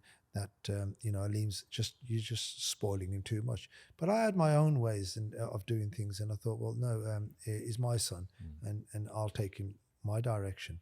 His mom's totally against it. And my mum was against what? On the basis that you're just spoiling him too much. But it was my mum's idea to put me into good education. Yes, but absolutely. spoiling, Yes. my dad's spoiling. Yes. How did you Yes. spoil me then? So basically, look, the nitty gritty points are that when he had done his education, when he'd come back on the weekends, I'd take him to places, and ultimately, want to give him the best. You'd take me out in his Ferrari. We've done a lot of in the early days, even though I was busy, but we always make time. And there's been numerous places all around the world that we've been, from the States and to all over the world. And the reasoning is that I've always wanted to put Aleem right on the front line of it. So it's saying, you've got to learn. So and it broadens your horizons, doesn't Correct. it? All of that. That's the thing, throughout life. You can't replicate. Yeah, that's fantastic. yes. And I love the quality time I got with Dad because it was so rare, and I was trying to absorb as much information as I could. I must admit, I did fast track it, but I still give him that quality time. Without it, I fast tracked it, but give it to him. So we went away on holiday. It was small moments, but my favorite moments were like washing a car with my dad. But my dad telling me that let's not wash it because we haven't got the equipment for it. But I'm like, no, but you promised me. You told me never break a promise, but you promised me we were going to wash the you're car. turning it back on him, yeah. Yeah, turn it back. So you're like, all right, I've got to stick to my promise. So then we'd have to put fairy liquid in a bucket. And now that I look back at it, if I had children and they wanted to wash my car with fairy liquid and a dishwasher sponge, I'd have to boot them one, But he listened to me. He would be like, all right, fair enough if you want to do it. We were up to around about 2004 now. 2005, which is creeping into 2005. I'm busy with the car sales. I've got a few cars on the front of the drive. It was actually in this location, this location, right? The car sales pitch? The car sales pitch was running in its own grounds, and it was running, and I had sales people there. The site that we are here at the moment, we used to be based at another site. If I rewind it back just a little bit, we used to be at another site just down the road, and it was a small car sales site with the car wash area. So in around about 2005, I thought, well, bringing in a little bit of extra revenue, we'll have a little drive-through car wash. Where if we look now, there's thousands and thousands and thousands of drive-through car washes. But around about 25, 28 years ago, there was very, very few. In fact, very little. It was automated machines, and they were awful, weren't they? Are you talking about your drive-through car wash here? No, we had the drive-through car wash here as well, and while we had it there. So the one that we had just round the corner from here was at a place called the Swan Shopping Centre. Which is now Tesco Megastore. Yeah, Tesco Megastore. And what happened there was that we rented a site and we had it car sales on the front and car wash on the side. It was a small old site. I had about 12 people working there, washing cars. And one when mechanic. I says to you, if I says to you, this is rewinding back a bit, if I says to you that all these 12 people couldn't have lunch throughout the day because they would kick off at 9 in the morning and would finish at 7 o'clock, and they won't wash a car with one hand, they would wash it with two hands. That's how busy we were. And this is something that till this day that some of my dad's old workers, they look at this business and say this is great and everything, but he goes, the days that we had at the Swan Hand car wash, he goes, your dad was stacking it fat there. And I tell you how he was doing it. And plus, remind him when you were upselling everything. Yeah, you get a jet wash, you get the gun. Yeah, we'd never let go of the gun. The gun, because we would move from one car, switch to the other. No customers would be outside, so they're safe because you haven't got to get out your car. It's all about saving time. Get to the next one. Get the windows down. Yeah. How much is it? Car wash used to be £3. We used to give them a quick whistle on the wheels for £2. Extra. We'd give them a quick drive for a couple of quid. They'd give £7. They'd tip you for a tenner. We Job were done. printing money. Before you know it, you're just stacking So it. the car sales was one thing on one side, but imagine you're turning over £1,000 a day. The cars were going all the way around the block. Yeah. And honestly, if I says to you that there are people arguing outside saying that I'm in front of you, and I'd say to them, listen, don't worry about that. I'm still going to do you quicker. Don't you panic. I like you. Don't argue. And you, I love you too. Don't argue. We'll get you sorted. And they'd be like, okay, but he did put, I know he pushed. Don't worry about it. We're not bothered. You're both going to get done same time. Bring peace. Let's get moving. And then anyway, eventually we got evicted from that car wash because what had happened was they were doing a building development and they asked me to leave. And I said, well, I'm making so much money. Are you stupid? Like, how can I just leave? Because you've established yourself there. People know where you are. This is, we understand that. But we're opening a Tesco mega store here. They said, listen, you haven't paid your rent for 6 months. I said, no, I'm prepared to pay the rent. You haven't collected the rent. They said, we haven't collected it for the simple reason because we want you out. I said, well, that's fine. But you're going to have to give me a bit of time. How long? I said, well, another 3 months. They said, okay, can we just put it in writing? I said, yeah, of course you can. So I give them a 3 months notice. I put it in writing. 3 months came back really fast. So I need a bit more time. He says, no. Anyway, long story short, they said, look, we're going to have to instruct bailiffs to throw you out. So the bailiffs came along. I said to them, listen, I'm making bundles here, mate. I'm making absolutely bundles here. You honestly think I'm going to go? And look at the team there. There's a lot of men there. They're all eating. Come on. He says, please, man, look, we've got a job to do. Can we get it sorted? Anyway, I said, look, for you, because you've asked me nicely, and, you know, genuinely, they've been bullying me with solicitors' letters and all that sort of stuff, and I'm not one to get bullied. So how are we moving forward? He said, look, 30 days. I said, I'll do 30 days. We moved out of there. By then, we'd bought this site. It just was a funny one as well because, you know, this came along in such a way where petrol stations were closing down, Texacos. They're selling all their sites. And we bought this site and we rented it first. And the building was here, yeah? No building, nothing. No building at all. Just imagine a petrol station shop and a petrol station canopy with no petrol pumps on it. Nothing. And just that's it. So we used this as a car wash and we used it as the area around the front to sell cars. Done nothing to it. Probably spent about 10 grand on it, you know, nothing. And we just cracked on with it. And then we were renting it for a couple of years or thereabouts, a couple of 3 years. And came along Mr. Texaco and said, look, do you want to buy it? And it was, you know, I just shook his hand and had to deal with him. And funny enough, without remembering exactly what the figures were, but I knew what the figures were on the offset. And he said, look, if you can complete within the next 30 days, I'll throw 20 grand off the deal. Now, £20,000 20 years ago That's a lot of money. is 100 grand today. Yeah. And I looked at him and I thought, is this guy really from where I think he's from? Because this is too good to be true. But it was true. Done the deal. Nice deal. Done. All the best deals are done like that. Yeah, all the best deals done like that. Yeah. And then they owned next door as well. And I says to them next door, I says, well, how much is that? They says 1.2 million. And I went, okay. It was a building, the building that you see the holiday. Building next door. I said, well, look, can I rent that temporarily? So what I'd done was I rented that off them and I filled it all up, all their car parks, upstairs and downstairs. 180 cars. 180 cars, a couple of 200 cars, all filled it all up. Anyway, they had the pressure on now. They had to sell that. So they said, how much? I said, how much? He says 1.2 million. I said, all right, well, let's have it. So I bought it off him for 1.2 million. But as I bought it, a couple of friends of mine got wind of it and they came along and they said, oh, can we have it?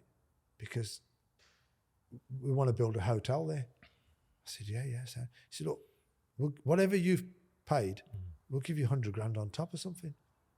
I've gone, do you know what? I didn't have the 1.2 million anyway. Yeah, go on then, let's go. Quick bit of So profit. you've done isn't a it? quick flip. Yeah. So I just flipped it and they're happy. They're in it today. They're Happy. big developers here in Birmingham. And they have multiple different hotels as well, some of the biggest. They buy buildings and they put up buildings like Dubai level. You know, it's just they're just coming up luxury housing and everything. But this was their first purchase. This is what got them started. So yeah, you know, lovely guys, took it on board, happy to give it to them.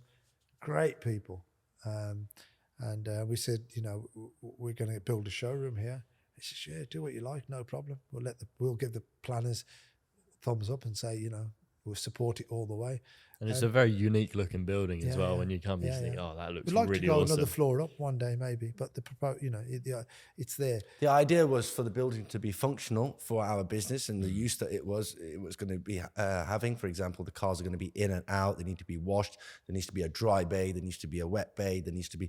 And you've got the lift as well. Yeah. So when you actually see cars upstairs here, we didn't ever plan on, you know, wanting to like display cars on display upstairs here is not It's good. making no money. Yeah, it's making us no money. But luckily, 90% of these cars here are not actually for hire or for sale. They're just on our private collection. Correct. And it's they're good for social appreciated media as anyway. well. Yes.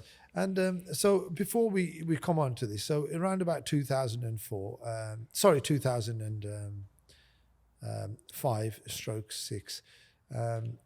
This is when you had your Ferrari 360. Yeah. So I had a Ferrari 360, yeah, that's it. Me and my wife, we went and stayed in London, Dorchester. And we went there and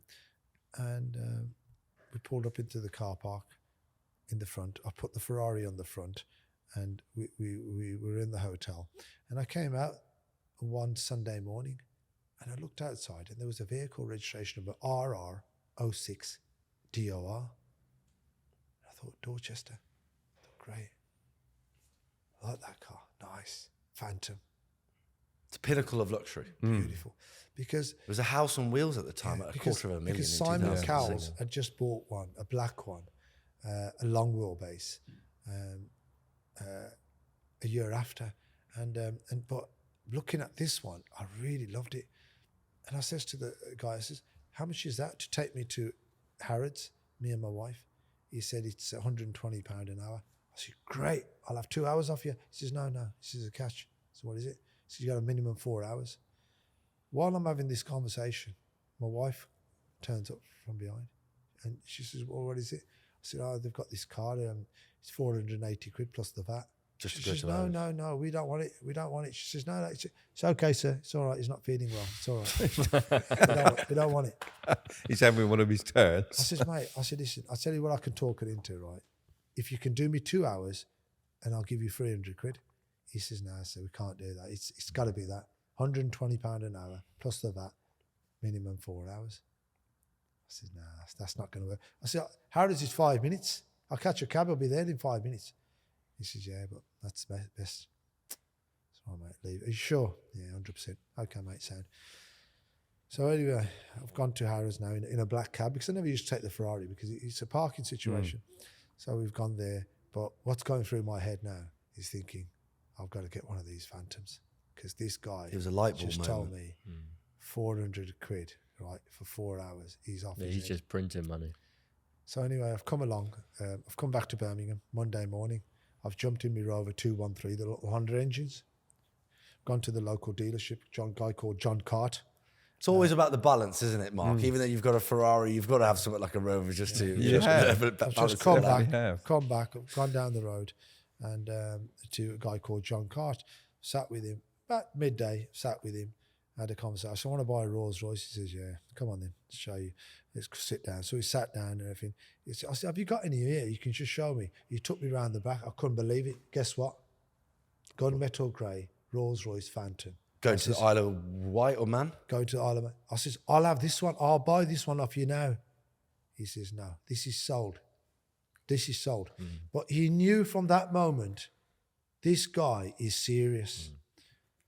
I said, okay, let's go back in the office. Can you build me a spec exactly the same as that? And that car's downstairs at the moment. And it started at 264 grand and we landed at 244. And this was him on the floor bleeding at 244, right?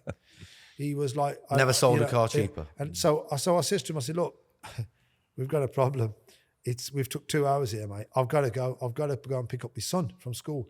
And he went, oh my God, what a TW. Serious time waster. But I weren't time wasted because the other problem I had, I never had my checkbook with me. So I had to go back to the office anyway. So anyway, I've come over to Solihull, picked up Aleem. I said, listen, we're going to buy a Rolls Royce. Now Aleem is... I do remember. Yeah, I was in my Now school Aleem uniform. is, You're right. 14 years old, 13 years old. 14 years old. So I've took him to the dealership. Were you shocked? No. Actually, I was a bit younger, Pops. I was 11, 12, because when I went to secondary 12 school... years. that's No, when he's he picked me 12 up years on- old. That's 12, it. So yeah. was this just normal? Were you shocked at that point that that's what was happening? I was excited, Yeah. but I was more into like the Ferraris. Like I got more upset when my dad told me that he was selling a Ferrari to buy a Rolls Royce. Like I was like, no, my life's ending. I says to John, I says, John, listen, it's 244 grand. You and me got a deal. Now I want to throw a Part X. And he says, well, you can't have it all. You can't have your Part X value high. And you can't have, you can't have it all. Yeah. You got to hustle, right? So I said, look, where are we then? He said, I'd give you 88 grand for the Ferrari without looking at it. You've given me the details and I've got it underwritten at 88 grand. I said, okay, I'll let you know. But I've got to go now. I pick my son up. I'll come back. He thought he's never going to see me again. I've come back. I've pressed the bell because there's a bell button. It's a appointment only. You've gone inside. He said, welcome back. So I just have to pick my son up. Anyway, so I said, listen, just want to show my son the car. Showed him the car. We were there for about 15 minutes. Yeah. Wrote him the check out for £44,000 and give him the check. And I said, look, I'll let you know if I want to give you the Ferrari in part exchange or I'll give you the cash. But the other problem, when am I going to get the car? He said, well, now you've given me your money, I'll go and do some work on it. Okay, no problem. So about this grey car that was sitting there, we had a choice of speccing our car up However we you wanted. Yeah. And my dad asked him, he goes, have you got one here? He goes, well, actually, I do have one round the back. It's about to get delivered to the Isle of Wight or Isle of Man. And have a look at this specification for the car.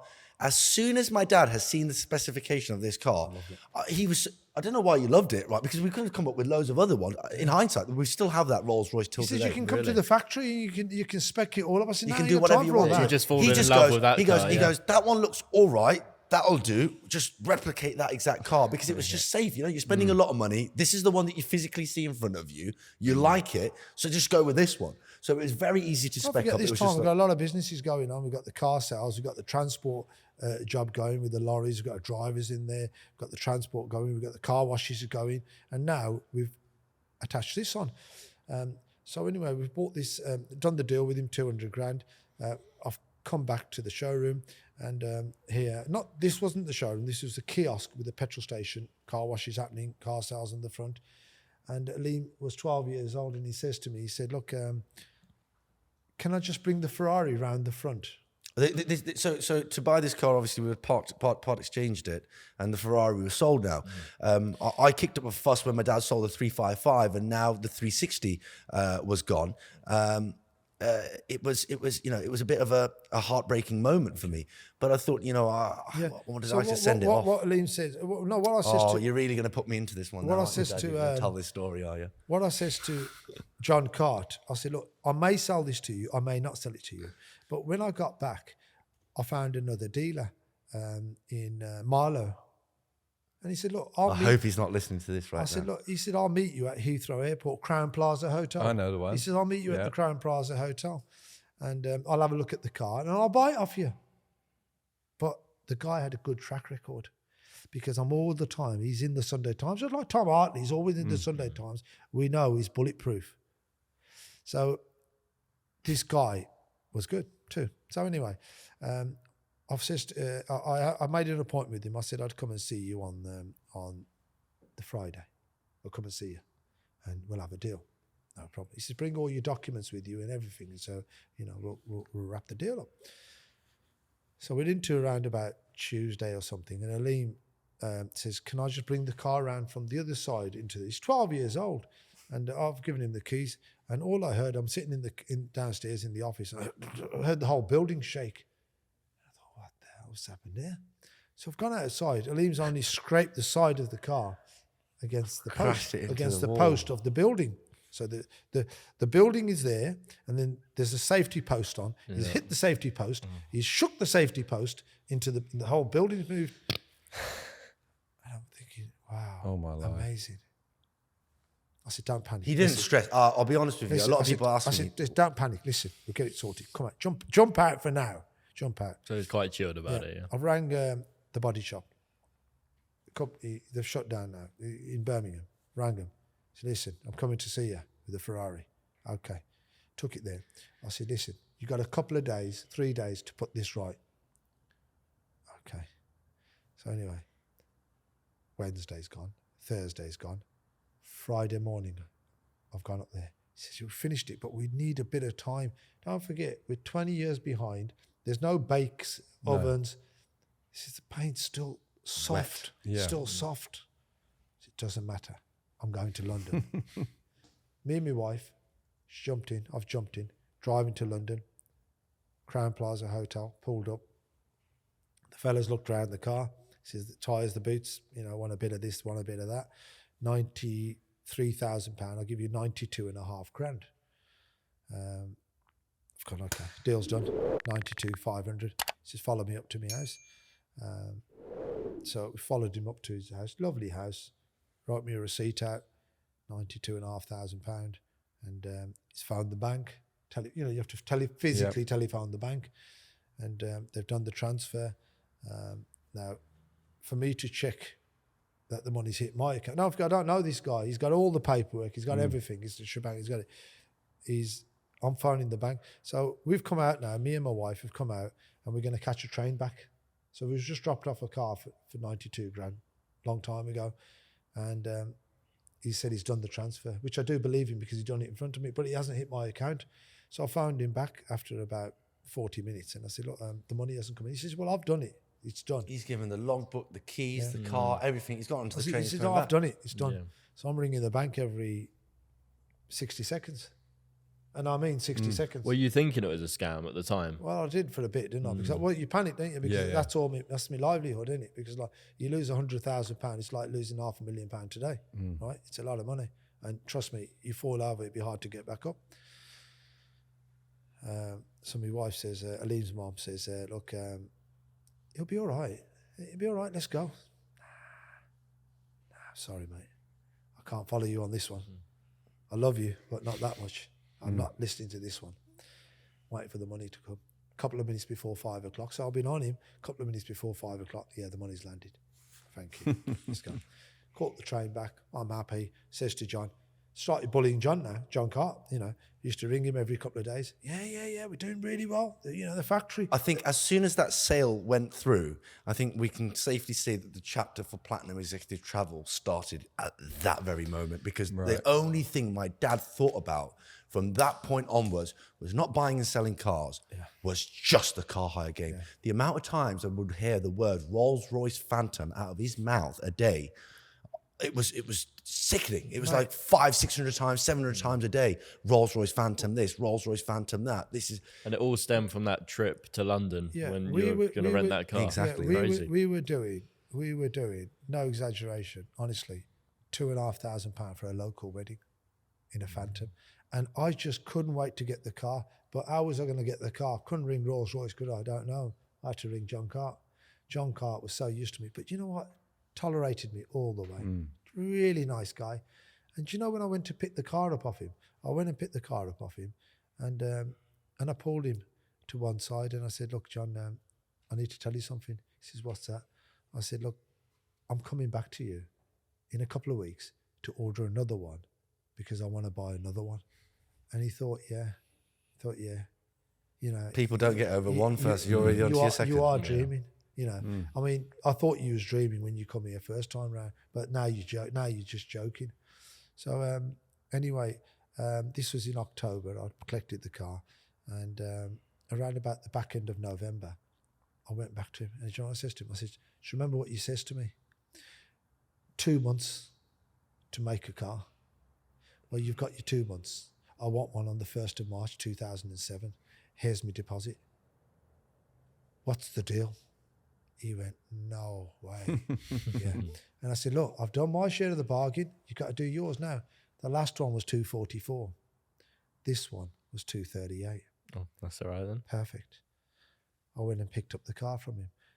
Walked out of there and I said, "John." By the way, the second one that came about, we actually spec'd this up. We actually put a bit more thought into this specification for the second one. The registration on it was RR07 Papa Echo Tango Pet. And we went to the factory, Goodwood, to spec this one up. I was taken out of school. I took a day off school that day. They don't actually allow anyone under 16, or I think it was under 18 at the time, whatever it was, to come along. But John Carts had waived that for us as well. So I was 14 years old. He puts us in his 6 Series BMW because BMW are part of the Rolls-Royce group. That was his company car at the time. And we went to the factory. We got a full tour of the factory. And at the end, they say, right, let's walk into this room, spec up your car now. And we spec'd it in a silver with black interior. Silver with black. And why did we go silver with black? Corporate. Because we had a client who said, look, I want a silver one of these with black interior. So you listened to the market and then you got a car for that. But that client Was a special client. That special client nearly paid for the car. Really? That's amazing, Wow. isn't it? So did the car sales finish at that point? No, still going. We're still flat out. We still We've got have no sales- showroom. There's a petrol station canopy and a petrol station Cars are shop, which parked is at used the as the house. office. So Cars- water leak. Cars are parked at the house. So around about 2007, when we picked this car up, I says to John, I said, I'll be back next year and I'll have another one. Because if you remember, them days, they only used to be once a year, the reg used to come out. It used to be out That's in right. August. Yeah. No, not 'Cause you March. used to spot 'em, didn't September. you? Yeah. So, right. So it was August. So now, I'm buying and selling number plate. Well, not selling them. I'm buying number plates and various bits and pieces, doing other little stuff. So we used to get onto the internet and buy these number plates and put the PET on them. So we had RRO 56. We had RRO 7. So when I went to buy another, so I said to him, I'll come back next year, 08. So 2008, I've gone back to John. So I'll have another one. But what's the deal? It's like your catchphrase. What's the deal? What's the deal? So we're back in the dealing room. We're back in the hustle. I think it was about 220,000. But when I bought that one off him, there was one part next to it, and that was a Non-sunroof. non-sunroof Phantom. I said, what about if I have the both of them today? How much is that one? He says, that's our demo car. You can have that for 190. I said, okay, we'll throw it all in the mix. So But Mark and Curtis, at this time, let me just reiterate, the competition, the market, it wasn't as saturated as it is today. The competition wasn't as heavy. You got to bear in mind, people putting a lot of ball. I mean, S-classes, a Bentley Anage or something like that. Fantastic cars, gets the wedding job done. The Rolls-Royce Phantom at this time was some big popper stuff. It was the £250,000. You either buy a house or you buy a car type of statement that they had on the car. But when we had a driver and people were going, we had clients that wanted to just go for a day to Harrods to do some shopping. Then you've got the wedding market coming in. And then, my dad being so regimented in the way that the driver's got to look and the way that the car's got to go out and the way that the job is done. At that time, he only had one job a day. Today, mashallah, he has 35 jobs a day, 40 jobs a day to do.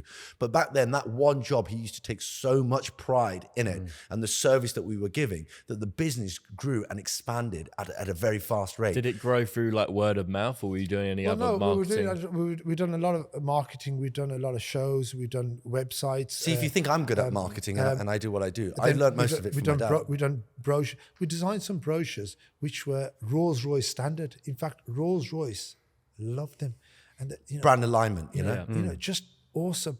And we had photo shoots done with the car that the camera size of where the photo shoot was taken, it was so many million megapixels. The camera was the size of these guys, a big machine gun of some kind. They shoot photos on diamonds and golds and and that sort of stuff. And and I got them to do it. It wasn't cheap, but I wanted it.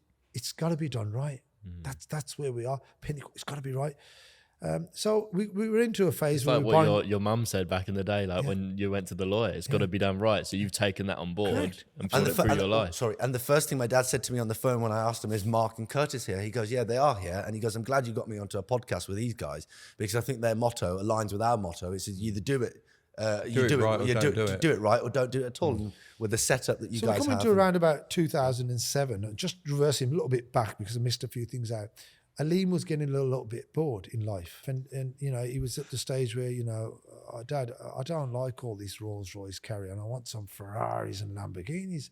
So anyway, My dad didn't like Lamborghini at this time. So one day we were driving in town, in town, and I was in the Rolls Royce, and he said, "Look, I found a brand new Lamborghini Gallardo. It's in Edinburgh, and it's a Saturday morning, and they want 155 grand for it, 154,950." So I found the fella up on the other side, a guy called Andy Canning. Still deal with him today, and I said, "Look, this is a Lamborghini. How much is it?" And he said, "Look, this is where it is. Where do you want to be?" I said, "Listen, I will give you a payment now, a deposit, right, and buy the car off you. I want to give you 145 grand." But before we got on to this deal, right, my dad was really winding me up because every time I would say to him, "Dad, the car to get now is a Lamborghini," he'll just tell me shit cars. Well, when my dad says to me, "It's a shit car," my heart breaks, especially if I'm so invested in we've the been car. bought up. Murcielagos, Diablos, all these cars. Countach. Countach. Oh my God! They used to say, Beautiful if you want to sell a bits. Countach, you're a salesman. Don't let the customer drive it. No. Just take his money. Yeah. Then let him drive it. The Countach goes faster without the rear wing on it, doesn't it? Yeah, It's just there for show, period. 57. If you want to sell a Countach and all these cars, Hartley and all that, check the money, Yeah. sell him the car. Because he'll be back in 3 months selling it back to you. Yeah. And then you just do the same thing again. So anyway, we bought this lamp, put him on the phone. I said, "Look, I'll give you 145 grand and I'll transfer you 5 grand over." It's gone. Go on then, done. Sent me the bank details. Sent him 5 grand. On the Monday morning, the Saturday, on Monday morning, phoned him back up. I said, "I need to speak to so-and-so." He's not here. "Who's this?" "Me." "Oh yeah, you bought the Gallardo. You're lucky you got that car the other day because we were just joking. We were just pulling the bluff with you, thinking that he ain't going to buy this car. It's just a time waster." I says, "No." I said, "I've bought it." He says, "No, we know you've bought it because you've given the deposit." And he said, "But we thought you was joking and we just accepted the 145 thinking he ain't going to do it." Right. And I said, "No, I've bought it." And I said, "I want you back. I want the rest of the invoice so I can get the rest of the money over so I want to pick the car up." And anyway, so I bought the car off him. So they've given you a stupidly low deal because they didn't think you were going to buy it. And this has been the case with a lot of salesmen, even till today. I mean, recently I bought a white Lamborghini Evo Spider that was up for £245,000. I got £40,000 knocked off because they thought that it's a very unorthodox way of someone purchasing the car. But I've learned all this off my dad anyway. So me getting a discount on that is everything that he's taught me.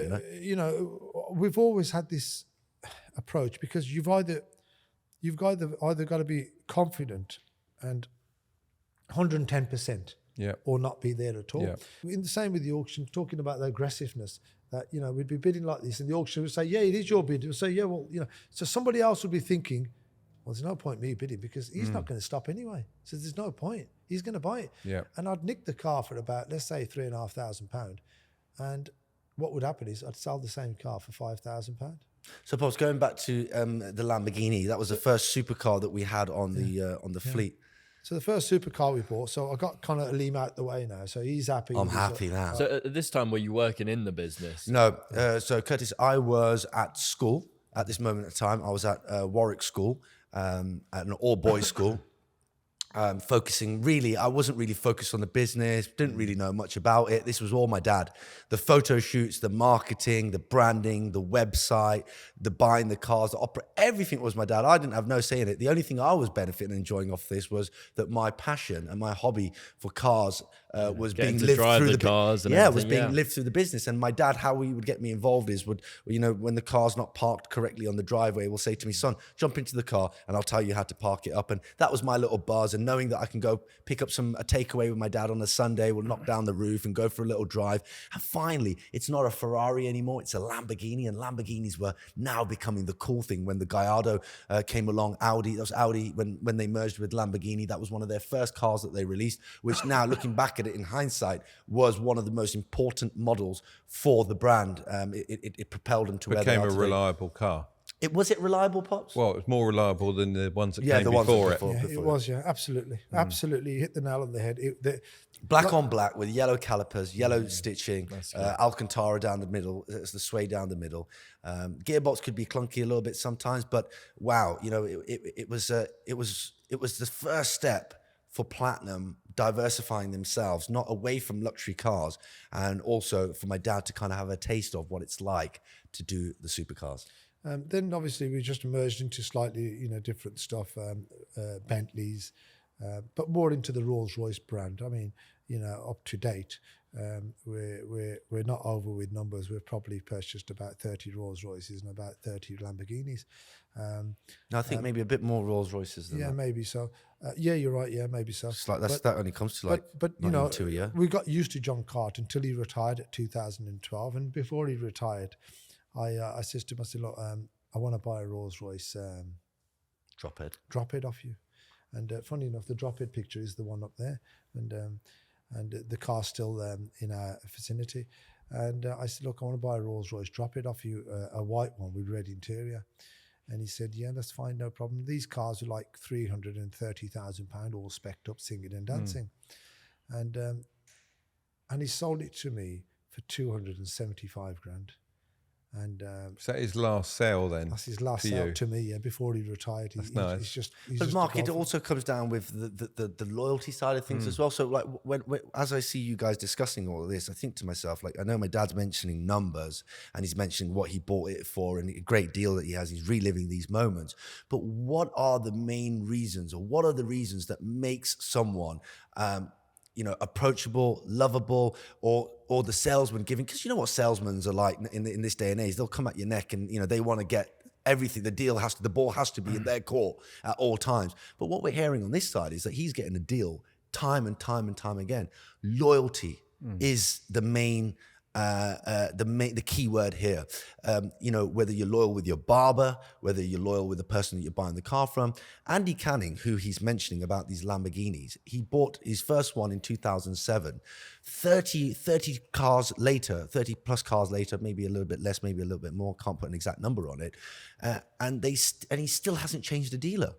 So, you know, and the same went with Rolls-Royce, and the same with everything else that he does in life. My father is a very loyal person. And once he sniffs that someone gives him the same respect and the loyalty back, he gives them, you know, 10 times more. And then, you know, it escalates. They give him 10 times back. I've been in the same barbershop for 25, 30 years. Yeah. So I think that's the key here, because I don't want people to be listening to this podcast and thinking that, oh, you know, well, how come I can't get that deal? What is it about me? I mean, I struggle to do certain things that my father struggles to do. That he does very well. You know, negotiating, getting in certain deals. When I get stuck out of, you know, squeezing some more money out of someone or you know, chopping off at a deal, I'll put my hands up and I say, Dad, I've physically done everything I could possibly do, I feel. And I think, you know, if you can get it another pound less, I'll shake your hand and I'll say, Dad, you are This is what these guys live for. And they you know, love it, don't you? there You you love go. the Your same dad does the thing. same. Yeah, The thing is, exactly. though, you said about the barbers. I mean, it's as simple as that. Restaurant, barbers, whatever. If you go in there and you get exactly what you got the first time, and you get that every time, because that's the experience you want. Exactly.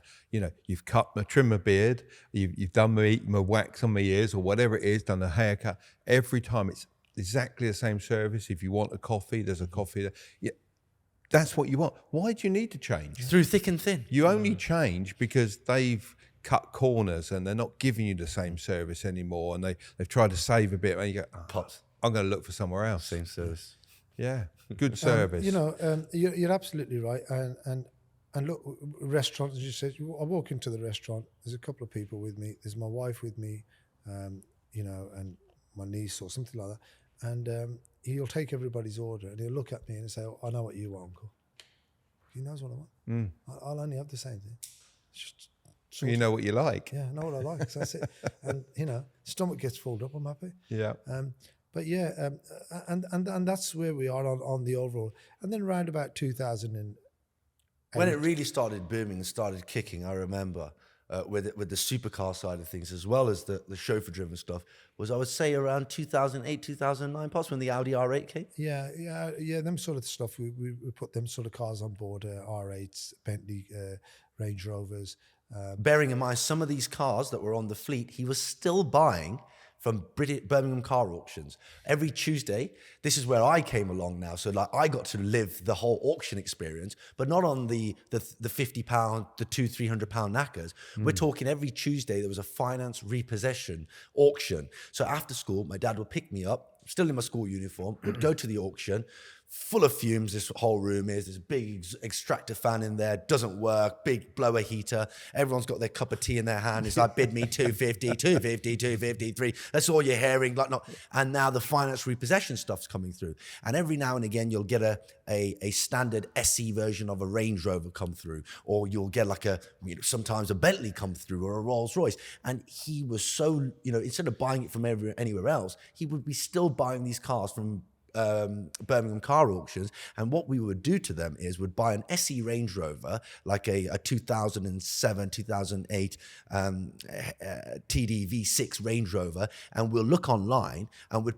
buy a HST body kit for it for like $2.5 grand, $3 grand, slap the HST kit on it, put the 22-inch Stormer wheels on it, put a nice number plate on it, wrap it in white, bang, bang, bang, they're going out on hire like crazy. And we're buying the car cheap. We're adding value to it by putting on a kit. No one really cared now about, is it a 5-litre V8 supercharged? Is it this or is it that? It's a Range Rover.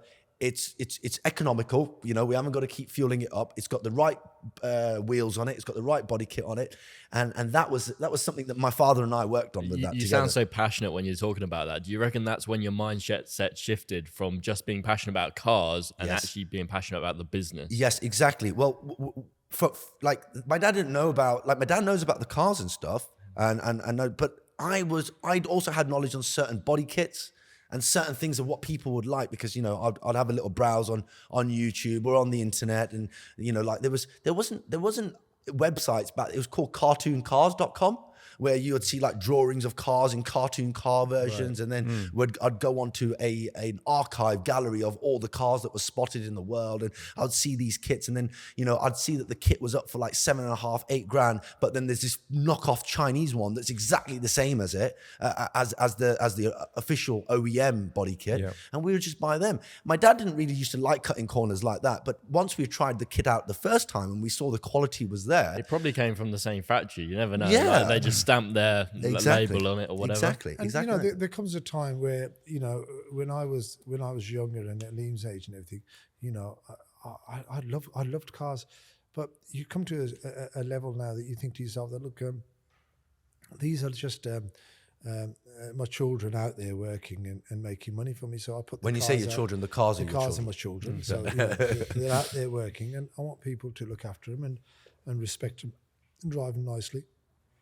And ultimately, they bring money in, and that's how I pitch it. But then you always want to better things, and as the brands go on, they better their cars, and you've got to get the latest cars and be on top of the market, because ultimately people want the best.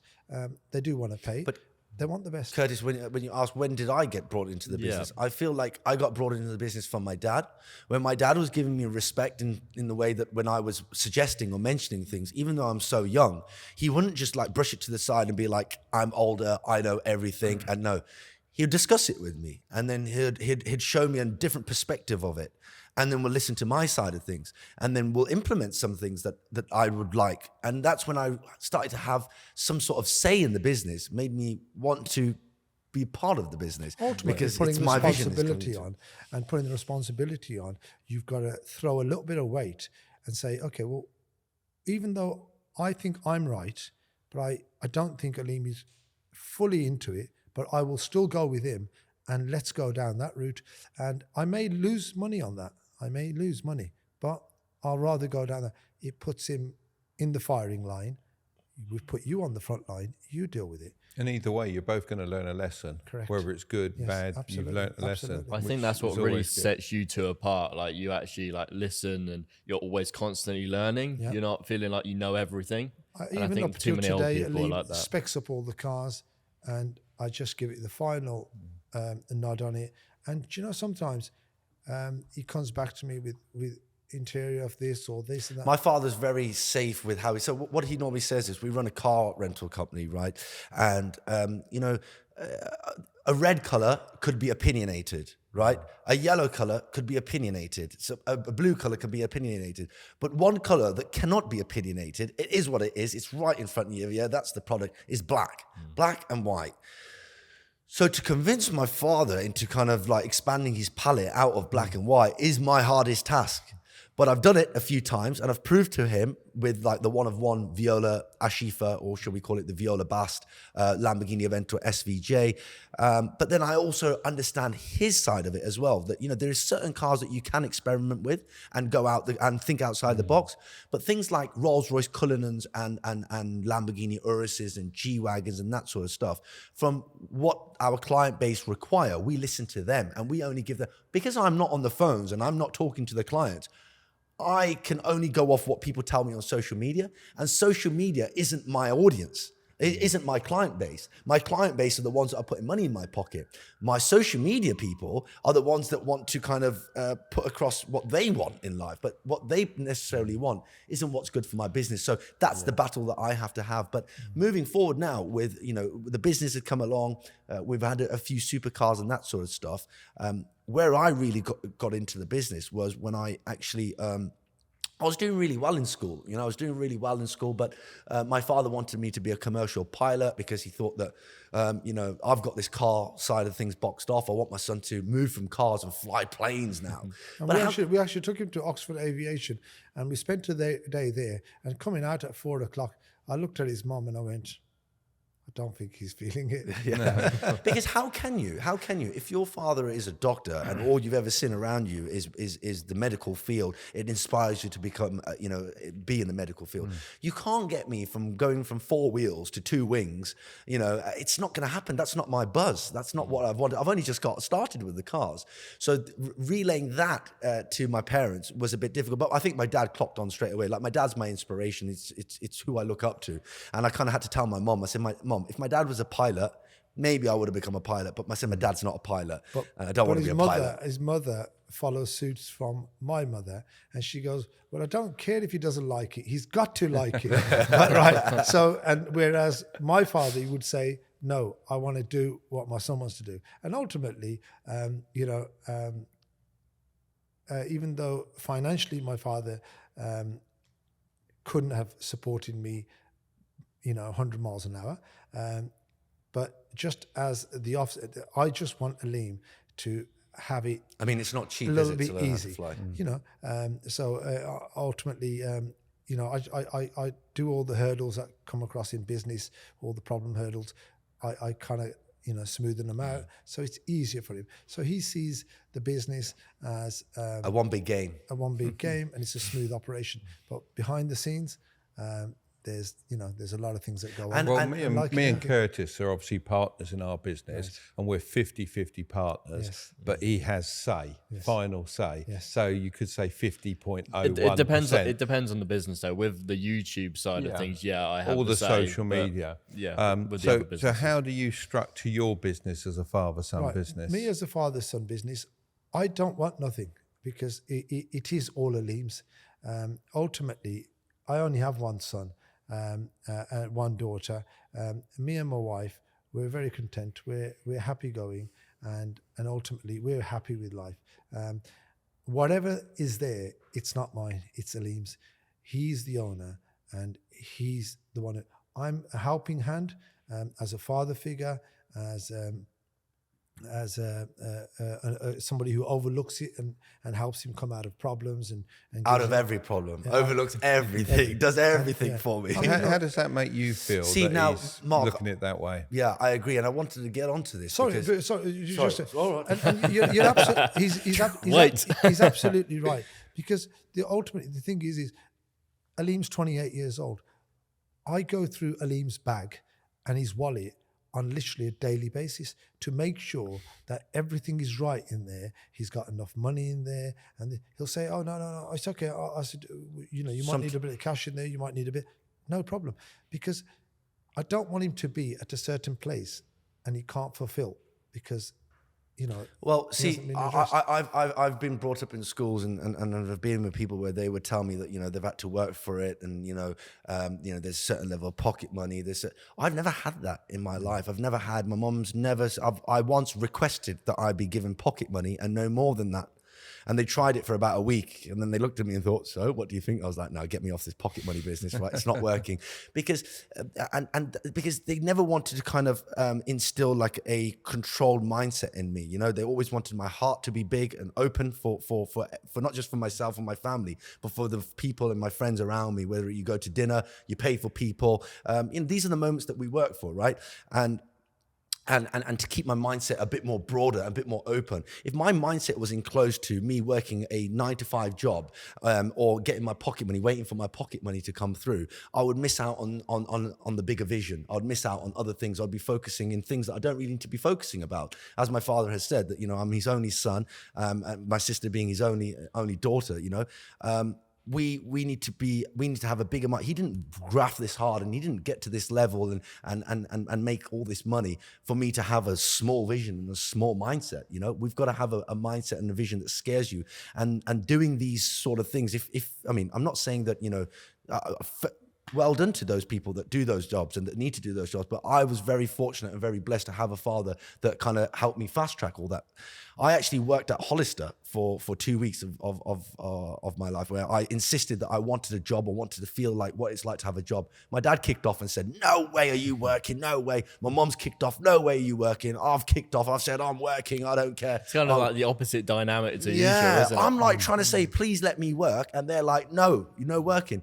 I remember I went into a staff photo shoot wearing a diamond Frank Mueller watch on a vanilla strap, because they said to me that everyone come through dressed up nicely for the photo shoot. So I thought dressed up nicely meant that you put on your best fragrance, you put on your nice watch, and I've landed there, and I've seen the way that these people were behaving towards me, and I realized then and there, this is not the place for me.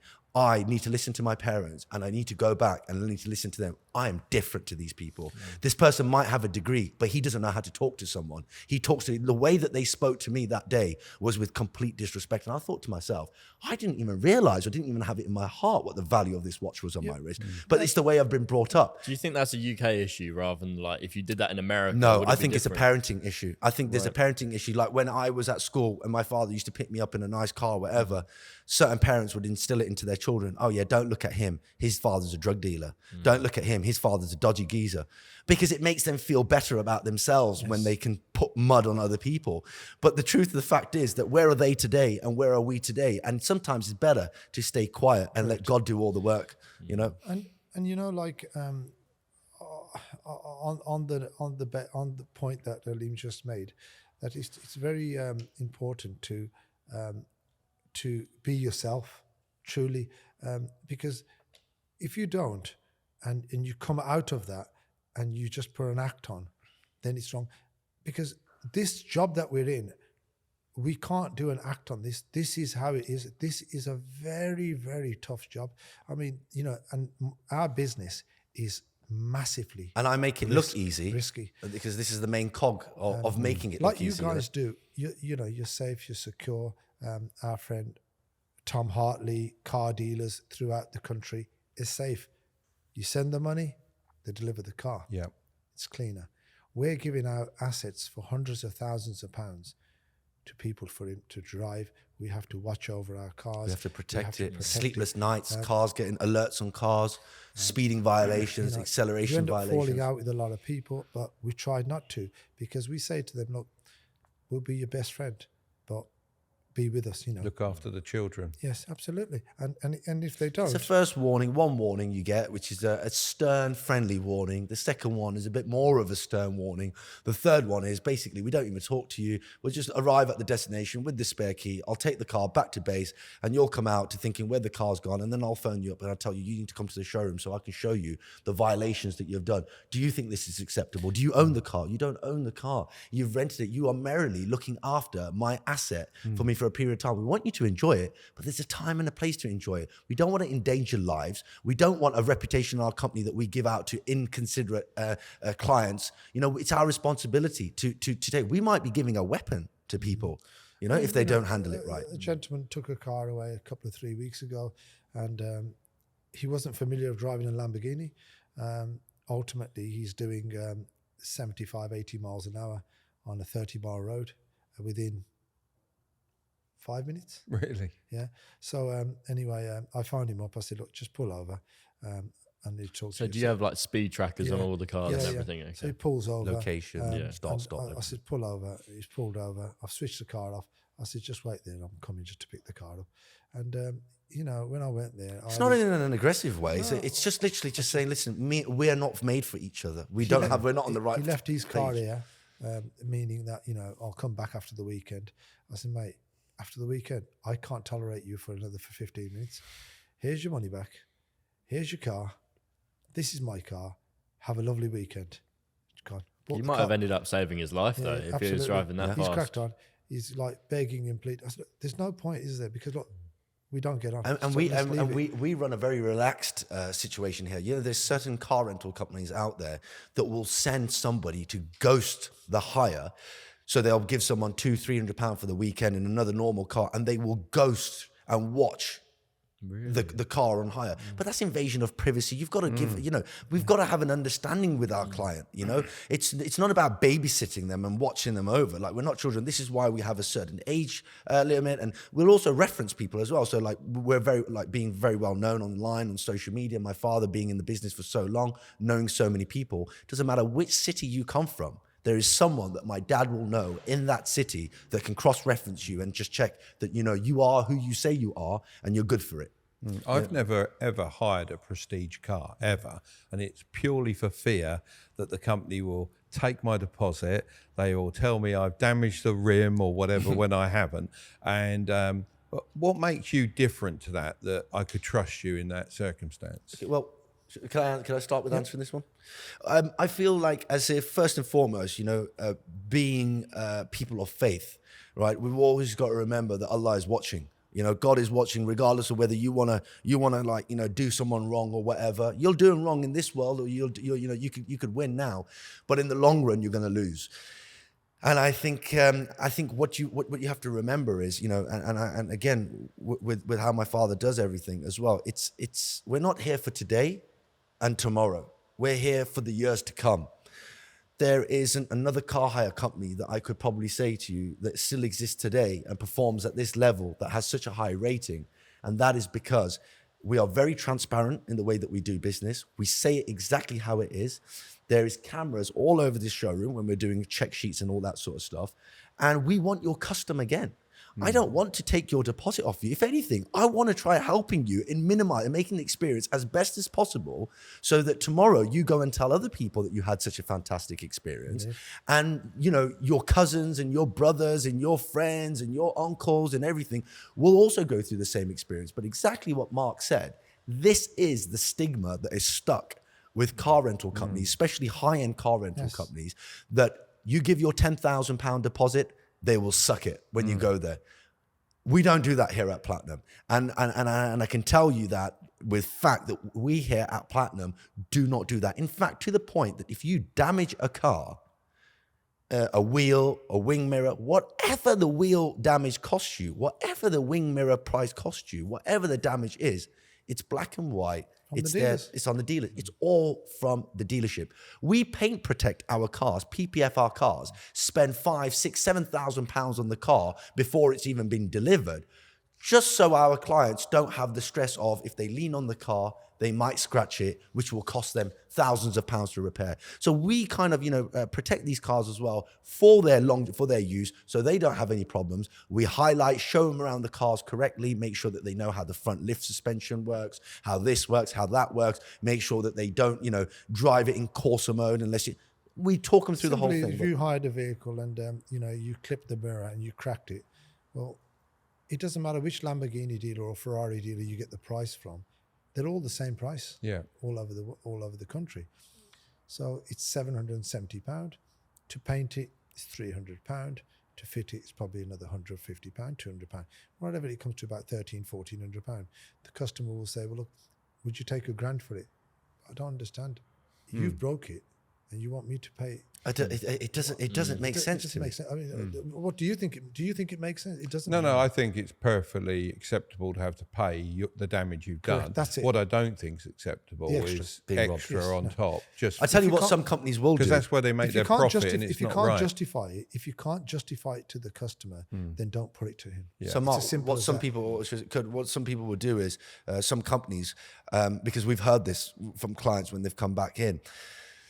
Lamborghinis or these low cars that are low from the front, they might have scraped the front bumper in a previous hire, but when they show the customer around the car, the customer's so excited to see the car, they will show them all around the whole car, show them one or two of the damages on the wing mirror, on the arch or on the wheel, lose their focus there.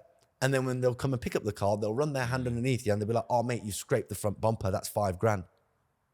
Listen. It's just, it's wrong, isn't it? It's wrong. You reckon that's because they forgot to see it on the last hire? You see, the customer might believe that he actually did it as well, but God's watching. So what will happen there is you'll rob them for £5 there.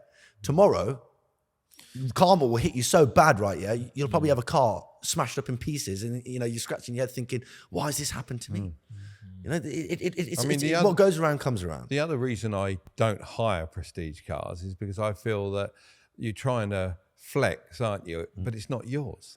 Okay, Mark. So now there's a change in perception. There's a change of vision in that. And the reason for that being is, first and foremost, it's not cheap to hire a car. If you can pretty much hire a car, more than 9 times out of 10, you can really buy one. Yeah. With the cost of owning a car, storing a car, insuring a car, maintaining a car, you probably don't get as much as a good experience as you probably would in hiring it. And let me break it down to you. If, let's say, it costs you, let's say you buy a Rolls Royce for £200,000. To insure it costs you £6,000 a year. Tire, to maintain it and all that sort of stuff costs you, a couple grand a year. To store it costs you a couple grand a year. And then when you come to sell it, you're probably going to lose 15, 20 grand. Yeah. Before you know it, you're already 25, 30 grand down now on the car. If not more. If you were to spend 25 to 30,000 pounds with platinum, and bearing in mind, you're a busy fella, right? You haven't got time to use your car. You probably use it once or twice a week. Yeah. If you were to spend 20, 25, 30,000 pounds a year with platinum, you get an inventory of 30 plus cars in the latest models, the best specifications. You haven't got to worry about insurance. You haven't got to worry about maintenance. You haven't got to worry about any depreciation, mileage, nothing. Just use the car. The inventory is there. Maybe one weekend you want a Rolls-Royce Cullinan. Maybe another weekend you want to try out a G-Wagon. One weekend you want to go off-roading in a Defender. One weekend you want to take the missus out in a convertible Lamborghini. How else are you going to do that if you've invested all your money into one car? I've got a lot of my friends that always say, "Oh, Aleem, they've got Lamborghinis and stuff, right? Aventadors. Aleem, pull out your car, pull out." I'll be thinking to myself, "What, is that not giving you a buzz anymore?" Well, yeah, I'm going to be honest, it's not giving me a buzz anymore. And especially why it's not giving me a buzz is because we see too many of them in this day and age. Back in the days, very rare to see a Ferrari. Yeah. Now you'll see a Lamborghini on every corner. People feel like, they need to be current with the times, and, they want to change the specifications, and they want to be seen in a different car. But then, like you said, people will say that, it doesn't feel right. So to some people, it doesn't feel right. It's like, would I rent a watch? You wouldn't want to rent a watch, would you? No. There is companies out there that do rent out watches, but it doesn't feel right. It's a very personal thing. But I feel a car is an experience. It's like it's something, it gives you back a bit more emotion. So it is a rentable thing. I'm not just defending it because it's my company, but I do understand the importance of physically owning a car, having your name on the paperwork. It gives you that sense of achievement, that sense of but if you actually know the price of how expensive it is to rent these cars, I don't think anyone can really say to you, "Oh, you've just rented it for the day. You don't own it." Because we've got billionaire clients as well. We've got millionaire clients, and we've got clients that are just hiring cars because it's their dream occasion, And some of our billionaire clients, they'll take 3 or 4 or 5 Cullinans at a time. And they've all got pet number plates on them. Wherever they go, people know that, they've hired those cars. But you've hired 3 or 4 of them, it's costing you like £6,000, £7,000, £8,000 a day. Yeah, they don't care. They're fine with it. They're fine with it. It's just the perception, because you and me will feel that way about it. I mean, I've never hired a car. It's probably an age thing. I mean, I've got a couple of friends that have got big car collections, and they have to employ a mechanic full time, a cleaner full time, storing them and all the rest of it, and it's just endless. But I mean, it costs them a fortune, doesn't it? Because these cars don't look after themselves, do they? No. You've made a good case of hiring a car for Yeah, the yeah, weekend. yeah. But that's your job. You're the same with renting houses, aren't you? You're like, Yeah, you should right. always buy. It That's gives you gonna be our thing, the isn't it? ability to jump But around, you try see, different things. With houses, bricks and mortar, you're safe. So Listen to this man. When I'm younger, I want to be able to use and invest the money. No, I agree. Yeah. Look, house or whatever apartment, bricks and water. But you you're don't safe. own many houses, Pops. No. You make a little bit of money out of it, right? You but it's just safe. about make just a little bit of money, right? And there's no risk, Mm. right? The buzz is major risk, big money. The bigger the risk, it's like going in the casino, playing on the black, playing on the red. Some people don't do that. Some people go in, they play a little bit, a few pounds on the. No. When Pet go in, it's red or black, big numbers. Buy Yeah, that's how I heavy duty like cars. to do it as well. But Dad's more like Yeah. little number. Yeah. But what little goes bits up around. fast, goes up fast always comes down very, Yeah. very Yeah. fast as well. So you have to find that right balance of when the luck is striking and you're doing well and you're making a lot of money, to put it into safer investments, i.e. bricks and mortar, or investing into certain stocks and whatever. But I feel you've got to have that balance. But with my father, what he always says is like he's loving it. He's buzzing off it so much. He's never seen it coming in like that. So I he don't just think keeps you've got going. to have that balance, and I'm a million miles away. I from do. that. I think you go in head first all the time, and we always come out. Has that changed as you've got older? No, it's Ready still for the it. same. It's getting I'm worse. Always, Yeah. I'm always ready for a deal.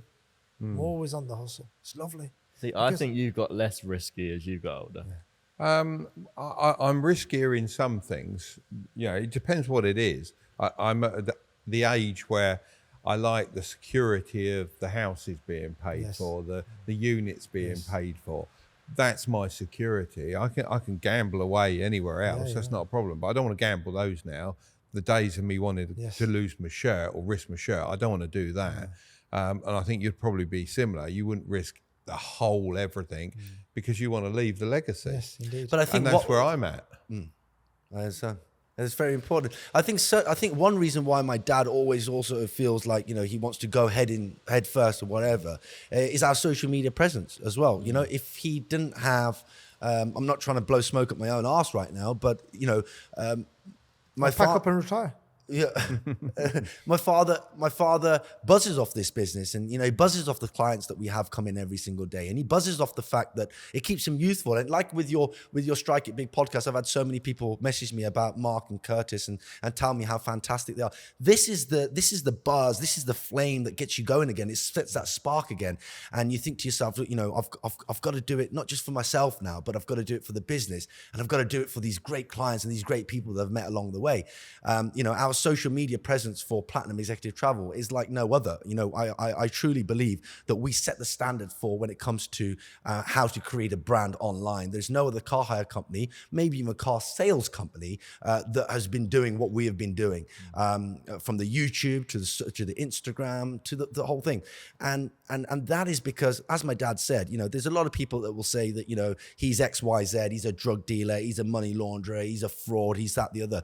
But the proof is in the pudding, and it's in front of you. When you see his office light is on at 2 o'clock in the morning, 3 o'clock in the morning, like the people of Birmingham will tell you driving up and down Coventry Road, one person's office light that is never turned off is Mr. Iqbal's. And because he really does work every hour God's given him, because he buzzes off it.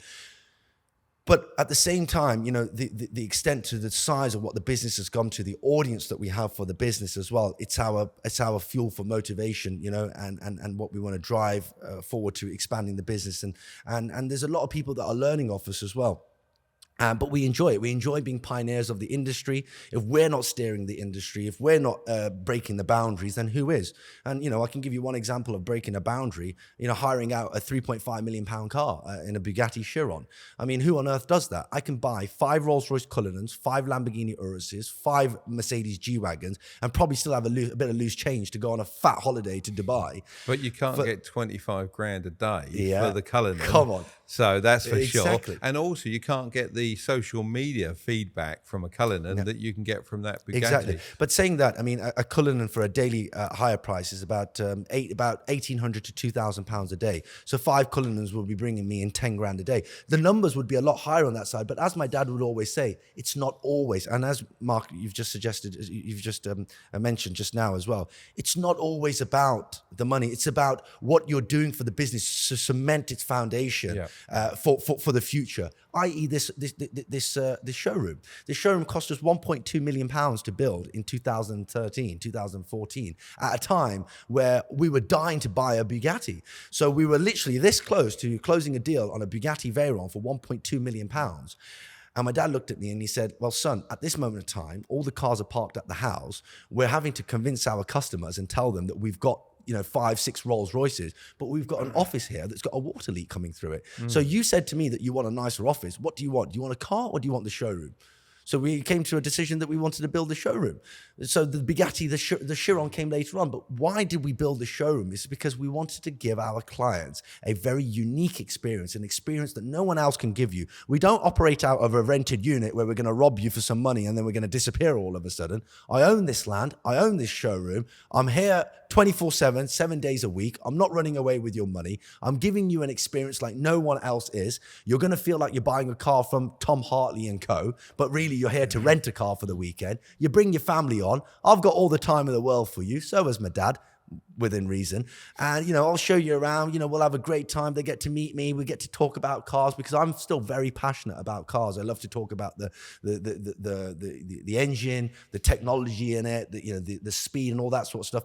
My dad's fallen out of love with all that sort of stuff, But, I have to have that instilled in me because I truly believe the money comes after. You have to fall in love with your craft. Once you create that community and you create a community where people respect you as the car guy, everything else comes after that, and I really have worked hard.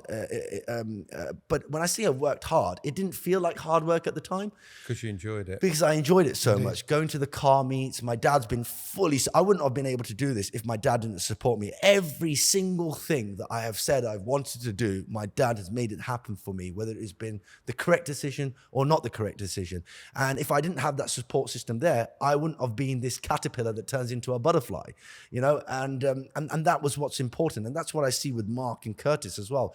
The reason why people warm towards your podcast so much, and the reason why Strike It Big is going to be one of the biggest podcasts in the world, is because people love the father and son relationship. They can sense the balance there. They can warm, sense isn't it? It's warm. They can sense the love and respect that Mark has towards Curtis, which I can see. And this is why, this is why things work. And I always say to people, when people say, oh, his dad's given it him all, and, you've never had to see a struggle in the day of life. We all have our struggles, but they're at different levels. Yeah. The struggles that someone has with not a pound in their pocket and the struggles that someone has with £100 in their pocket are totally different. But nevertheless, they are still a struggle. I have struggles of my own. And if I told you about these struggles, you'll be like, oh, what a hard life one has.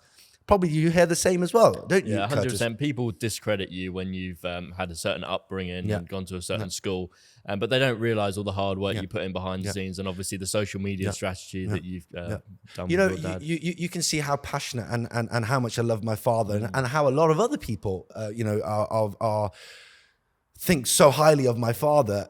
But social media world is a different type of world altogether. So the biggest battles I've had to fight is knowing who my dad is, knowing how much endless blood, sweat, and tears he's put into his craft, and having people watering it down, and then being upset about it. My dad's booting me, saying, he's saying to me, why are you getting upset about it? He says, you should be buzzing off it. If you go to the gym and someone accuses you of using steroids, you should buzz off that. Because you haven't, but they think you have. Yeah, because in their brain, the only way you could have achieved it is if you're doing something. Exactly. You're not I was making car reviews back in the days, right, with a couple of my friends. So it was a cameraman, two cameraman team, and we were reviewing cars. And I was putting it out there, these car reviews, which people were really enjoying. And I was coming back, and I was like, "Oh, Dad, I don't think I've done a good job." And he goes, "Why?" And I go, "Everyone's commenting underneath. What do you think? You're Jeremy Clarkson, or your videos look like they've been copied by Top Gear." Because well done. Yeah. He goes, that is the best compliment you can have. They are a big production team. The best car show in the world. The best car show in the world. And you are being compared to the best car show in the world. So, son, you're onto a winner. And that was the moment where I realized, hold on a second, this is all a load of bullshit. Don't ever listen to these people online. Do what you want to do and do it with courage and do it with the right mindset. And if you believe in yourself, go through with it. Whether that's me playing rugby, whether that's me doing car videos, whether that's me making the LA weeklies, whatever that is. I'm actually very proud because he remembers that. I did say that to him actually many years ago. Yeah. I think. And you thought he'd gone. Yeah, I thought he'd gone straight out. But look, I stand here today and I'll be honest with you. If I told you that people's opinions mattered to me even 1%, I'll be lying to you. I couldn't give two shits of what anybody has to say online. I've actually got to that stage. Well, What really hurts me. We try to sort of ignore all comments, but we do take on the constructive comments, don't we? To be fair, Kye's usually the one that gets the most Yeah. hate comments, but that's because he's quite opiniated around certain things. But yeah, it's good no, to be opinionated because yeah, it shows that you 100%. stand for something. Yeah. Yeah. You know, like our friend Andrew Tate, the Yeah. most opinionated fella there is on the Yeah. planet. The worst thing you can be is vanilla, isn't it? Like Yeah. not having any stance on anything. They're the people you've got to be worried about. Two people that save their money too much and people that try being everybody's cup of tea. Once you're everyone's cup of tea, you're a mug. So do you think the younger generations like us complement the older generation of entrepreneurs working together in father-son businesses? The proof is in the pudding, is it not? Yeah. I mean, we can make it into a lengthy answer, but the fact of the matter is that there is no, I mean, as tough as it can be sometimes working with family members because disagreeing is a bit more personal than Hurts. disagree. Yeah, it hurts, exactly. The only thing that hurts me now is when I actually care or love for someone and they do me wrong or they don't do that's what hurts me now. And it's the same with business as well. But the proof is in the pudding. To have, first of all, you've got to be very lucky. And we're very lucky, Curtis, in a way that we have our fathers that are, mashallah, very understanding. That not everybody gets that gift. Saying that though, do you have arguments between each other? Because I know we constantly have arguments. Our arguments last about 15, 20 minutes. They're as loud as anything. Yeah. They're as loud as anything. I'll kick off. I'll even phone my mum. When I really lose, when I lose everything and there's no coming back, I will phone my mum. I'll be like, Mum, I'm not having this. Lock them both up in one room. I've had strikes where I've not come into work for like a week, 2 weeks. I refuse to come into work because he doesn't let me do anything.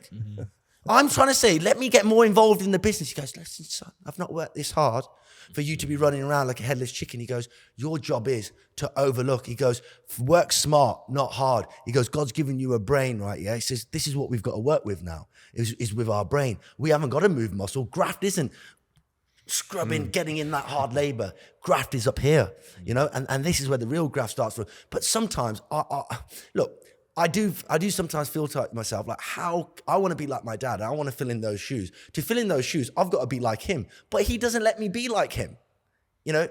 But you know, to answer the question, when what is my it like? You've got to be like him, but in a different way. That's Yeah. what.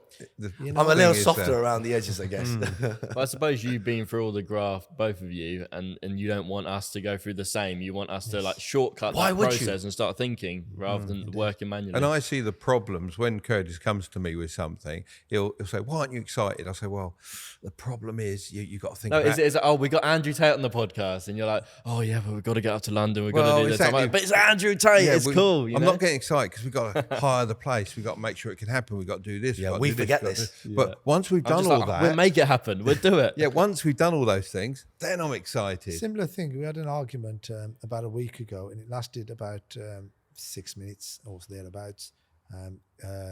It lasted 3 minutes with him, and then it went away. It went quiet, and then 3 minutes after, and then I had a phone call from his mum. I get that. And the job was done? And the job was done. It was over a car. He refused. He said that the Lamborghini Revolto, which is the new Aventador replacement, is 1,000+ brake horsepower, 1,001 brake horsepower. He goes, it's too fast for the clients. He goes, I don't want one of them. I looked at him. I said, stop, Dad.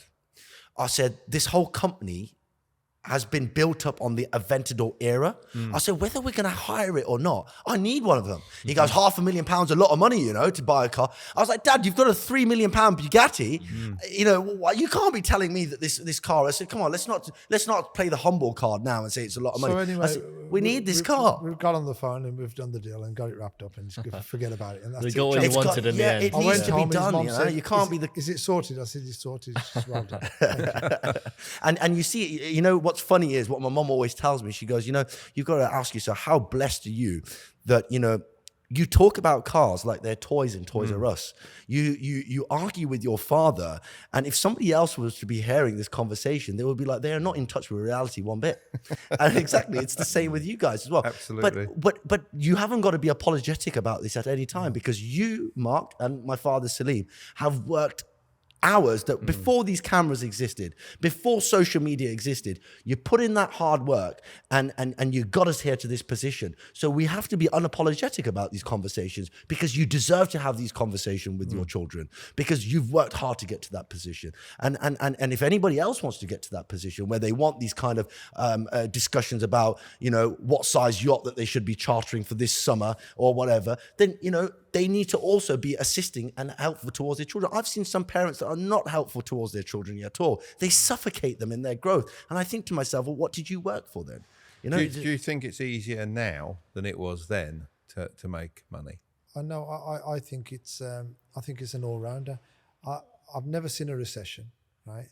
I never on a downer that we're not making money or we're not doing this. We're always making money, and we may be making little money or big money. Yeah. But we're always busy. We're always making money, and we're very grateful all the way through. So yeah, what's one thing my dad has always said to me gotta as be well, like, don't, if I say to him, Dad, we're heading for the biggest recession ever, you know, there's going to be an economic break. He'd be like, son, the biggest mistake is that you're talking about it. He goes, shut 100%. up and just get on with it. So someone told me years ago about the hot dog salesman. He was selling loads of hot dogs at the side of the road. So he put a sign out and a neon sign, and he sold even more hot dogs. And it was going really, really, really well. And someone told him there was going to be a recession. So he thought, oh, better buy a bit less stock. And you know what? He sold a little bit less. He thought, oh, I don't know if I can be bothered to put the sign out this morning because of the recession. So he sold a little bit less. Didn't bother putting the sign on, went out of business. Yeah. It's the You know, if person you that shows listen up to every it- day beats the Yeah. person that doesn't show up every single day, you know? Yeah, and it's also listening to the news. You can't really impact and affect what's the recession. You know, you can only impact your own business and what you're doing. Yeah. So that's probably why, isn't it? Just keep focused on Do your you bother business. watching the news nowadays? yeah, I do. And you know, when about all this recession and this and that, it's just in one ear out the other. It's crack on. Just wind you up though, wouldn't it, if you really listen to it, I think. I just want to say another thing as well. I know this is a bit off topic as well, but a huge shout out to my mother as well. Even though my mother, you know, came from Pakistan and she and you know, she'd never worked a day in her life, whatever. She was very, very supportive, and she was the rock. So, you know, I mentioned that my father does a lot for me and whatever. My mother does just as much as my father does, and that's the real team. You know, we would be dropping cars off and picking cars up, you know, 10 years from now, picking cars up, dropping cars off. And this is no wind up. We'd drop some cars off to London, drop one off to Southampton, and then travel all the way back. And we'd pick another car up from Luton on the way back, because we'd have an agreement with the people who've hired them, you know, where to leave the key, where to knock the door and get the key. Anyway, we'd come back. We'd come up to a petrol station just before we get home, and I'm filling up the petrol in my car and my wife's car. She's in the car. I've gone inside, paid. Took me 5 minutes, come back out. I've looked in the car. She's only fell asleep in the car because it's like 5 o'clock in the morning. She's been driving with Sheffield all and night. back, and gone to She's Luton been to and back. Sheffield, we've been to London, Bradford. all that. She's fell asleep in the car. I'm not. Sorry, woke up. So we've come back home. I've jumped in the shower, freshed up. 7:30, 8 o'clock. Back on the road. She's obviously fell asleep now, and so on. But they're kicking off now. She's saying, "Oh, look, your sister. You know," she goes, "You need to chill off a bit." She goes, "Look, you've done it now. You need to get people in the right positions." You know, because she's saying we're falling asleep at the wheel. This is dangerous. She goes, "We'll die. Like we'll be delivering cars, or we'll be dead because we're too old for this now. We've worn ourselves out." She goes, "You've done so much graft in your life. You need to for my dad to take a step back." Was the hardest challenge for him. For him to step away and give, even till this day, even though we've got some fantastic people in our positions, the managers, the sales and everything, he still loves being in the mix. even when I say to him, I say, Dad, do you mind just, maybe coming off your chair and sitting over here for today, and I'll sit over there and I'll try doing what you do, and we'll go from there. Because no, you sit opposite me here, you just watch me. Do you feel you have worked a little bit too hard? No. No. You'll never feel like that. I was gonna say, it's His crazy. favourite The moment- amount of times you're looking at me in this podcast and going, yeah, that sounds like me. That sounds like me. It's crazy.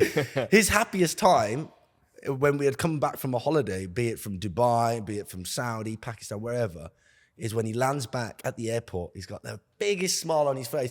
Yo, bloke, I'm on my way to the showroom. I'm on my way, get the paperwork ready. And my mum's like, you've just literally landed. We haven't even got our suitcases. You've got the biggest smile on your face because you can't wait to go into the office. Do you suffer from guilt when you're on holiday that you could be working? Yeah. So do Do you? I. I still do. I'm not as bad as I was, but I still suffer. No, to be honest with you, I Horrible, don't. that. Not, I'll tell you where it is.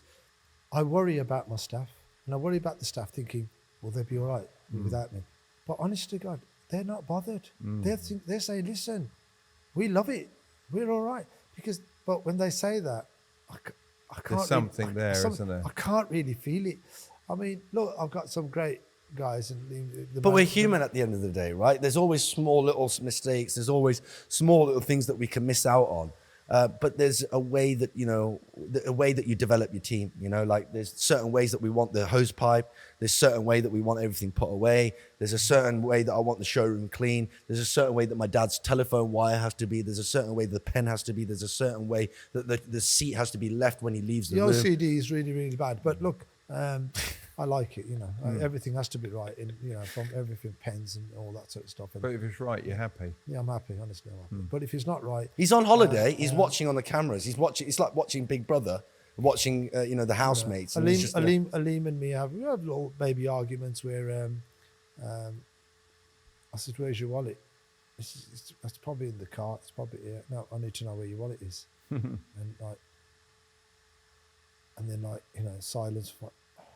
I'm like, why are you stressing about my wallet for? No. That's my stress. That should be my stress. He said, listen, I'm going to be honest with you. I've left it at my pal's house. You best go and get I it. says, you better go and get it. Because I'm going to get pissed off. But then I do one better, don't I? On the way to work, I phoned the lads and I said, listen, can you go to so-and-so's house? Aleem's left his wallet there. So they've gone there. They've picked the wallet up. He's come back. He's walked into the showroom. And I said, did you pick your wallet up? No, I want to go and pick it up now. I said, no, it's okay. It's here. It's done. My glasses, when I go home in the night, I put my glasses on one table. I'll walk around the house. I'll leave something else in another place. I'll leave the car keys in another place. I wake up in the morning, every single morning, on my front table, on the desk in the lobby.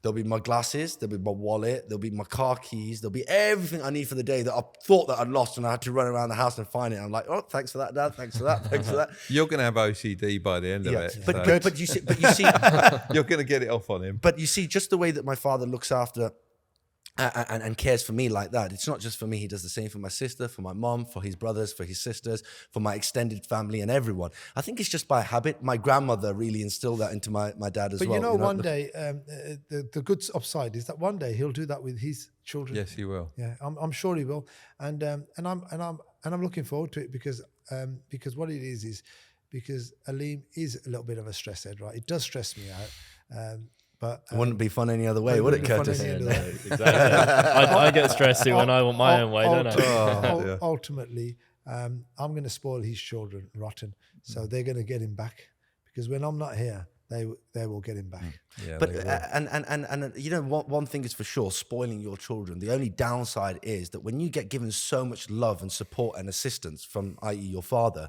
he becomes your best friend. And now when you're looking for another friend, that's your benchmark. If they can't do or they can't provide you with the love and support system that you're so used to with your father, that's why I have no friends. I hardly have any friends. This is my best friend, my father, my dad, just as you guys probably got a similar situation. I've got my brothers, like my cousins and my family. I can only relate to family now, people that I know that I can unconditionally care for. Even if they were to upset me, it's not a problem because at the end of the day, they're still my family. But it's just, it's special. When do you think you will have a family of your own kids? Well, I've got to find a victim first, haven't I? yeah. Or your mum has. Yeah. So when are you aiming for? What kind of age? I think, what age are we aiming for, Pop? 36, 37. Look, Oh, really? Quite late then. well, look, if it was up to me, It'd be done, wouldn't it it? would tomorrow. have been reversed back 3 years ago. Yeah. Really? But ultimately, I think the proof is in the pudding. I had a lot of things to do, man. I had the world to travel. I had things to do, and honestly, you know, I think the proof is in the pudding, and talk is cheap. And if he does really love me, then this is called emotional blackmail. Right, taking it back to the cars, there is one question I wanted to ask. You've got Ferraris here, obviously in the collection, but I can't hire one from you. So why is that? So we don't have the best relationship with Ferrari, and Ferrari don't want a relationship with us as well. Not just us in particular, but every car rental company or any car hire company, Ferrari do not sell to. They don't sell to a car dealership or a rental company. The reason for that is to protect their brand image. And they void the warranty. So I can buy off, let's say, you know, Romans International, Tom Hartley, or a third-party car dealership. But the warranty would be void on it. So that's the main reason why we don't have any on the hire So they fleet. void the warranty because you're hiring the car out? Yes. Even though you're tracking the speed, making sure yeah, they're and I looking suppose after it. it's the person driving it as well. Like if they can't afford to buy it, no, they don't like. They don't. No, like no. it Curtis, might be you're a right. representation of the brand. Yes. What they want is they want it to always still be the factor is that you work hard to achieve to buy a Ferrari. You cannot just have a Ferrari at a fraction of the price to whiz around. There is car hire companies out there that have Ferraris, but because we are the biggest car rental company in UK and Europe, and we're so loud, we have such a big digital footprint that, you know, they know straight, like the people that work in the organization of Ferrari are fans of ours, you know? So they will know, you know, when it goes into the workshop, which cars have come from Platinum and but these other car rental companies that you see that have got Ferraris on their fleet, how they get away with it is they put on a different number plate before it goes back into they haven't bought it on their company name. They probably bought it on a private name and they're just secretly running it. But again, it's the same thing again, isn't it? We're doing wrong. You can't, when you're running an operation at such a big level, you can't play these little fraud games. Do you understand? When we're not ready for it, if the brand doesn't want us, we don't want them. Do you know? And that's it. Look, I've got a Ferrari there. I've got a Ferrari there. You know, there's only one more Ferrari I want is a LaFerrari. Do I want to drive it? Will it give me a better buzz than my Bugatti Chiron? No, I just want it in my living room spinning on a turntable. And I think it's one of my dad's favorite cars as well, isn't it? The LaFerrari. It's beautiful. Yeah. Yeah. Even though he doesn't like cars that are old, he always likes newer cars. The LaFerrari. It's one of them, yeah. But the original one is Bugatti's top dog, yeah. Yeah. But to answer your question there, Mark, you know, Ferrari's at my heart, it's one of my favorite brands, being, you know, so young and going to the dealership and, you know, always seeing Ferrari as the brand. And I still aspire, I always still see that as the success label. But what Lamborghini are doing now in the industry, I think Ferrari really need to get their act together and they really need to rebuild that customer relationship, because there's not just myself that feels like this. There's top end car reviewers like Chris Harris, Jeremy Clarkson that have previously felt this way. Ferrari are like bullies, man. They really do bully you. And one of the main reasons... Similar to Rolex in a way, isn't it? Because you can't go into HD and buy a Rolex and, you know... AD, sorry, and buy one off the shelf retail. It's so difficult. And if Ferrari don't watch it, they'll end up going down the same route and losing that prestige. Yeah, I completely understand. But again, they've got Ferrari financing in place as well. So they want people to go through it's like a bank. It's more than Ferrari make most of their sales through their licensing. It's not actually from the car sales. So it's from the mugs that they sell, the T-shirts, the games, the rights to the games. All their merch and everything. All the merch. Yeah. So the Ferrari logo in 2017, I remember this because I studied TV and film and digital media at the time. Ferrari was one of the most powerful, most influential brands in the whole world, above McDonald's and Coca-Cola. Really? It was the most recognizable badge in the world. You know, they're in Formula One, they're in road cars, they're in, you know, watches, they're in fashion, they're in everything. Well, the deal just for the models, because I'm in the model game, the deal for making the models was $1 million. And that was, I think, in 2010 for that year, $1 million. Why do you ask me the question about Ferrari? Is your favorite brand Ferrari as well? Yeah, of course. It's got to be. You know? It's very classy. It really is the gentleman's brand. And if they are watching this, maybe we can make friends again or whatever. Mend a relationship. Yeah, mend a relationship. to Sell me get- a Purasang. To get an idea of scale, how many cars are in your fleet and what's the worth of those cars? We haven't last counted, but I've got about 6 cars that are being delivered in the next 3 weeks, which we're sweating about because they're all just coming one after the other. I haven't done a last check, but I think the last time I counted was about 33, wow. 34 cars. I think the value of the cars once the ones that are coming this year will be delivered will be £10 million plus. Wow, crazy, Yeah. crazy stuff. So isn't it? starting a business, alhamdulillah, from a £250,000 Rolls Royce, taking it to this extent. It didn't come overnight, even though I make things look easy with my social media, and I never show the downsides and the lows to the business because I understand that, that's not what people really want to be seeing. I only just feed them what they want to see. It's a shame that the flexing and everything gets the likes, whereas the real business doesn't. But when we did LA Weekly, when we were filming LA Weekly, people really enjoyed seeing my car smashed up and me going through the process of trying to repair the cars and all that sort of stuff.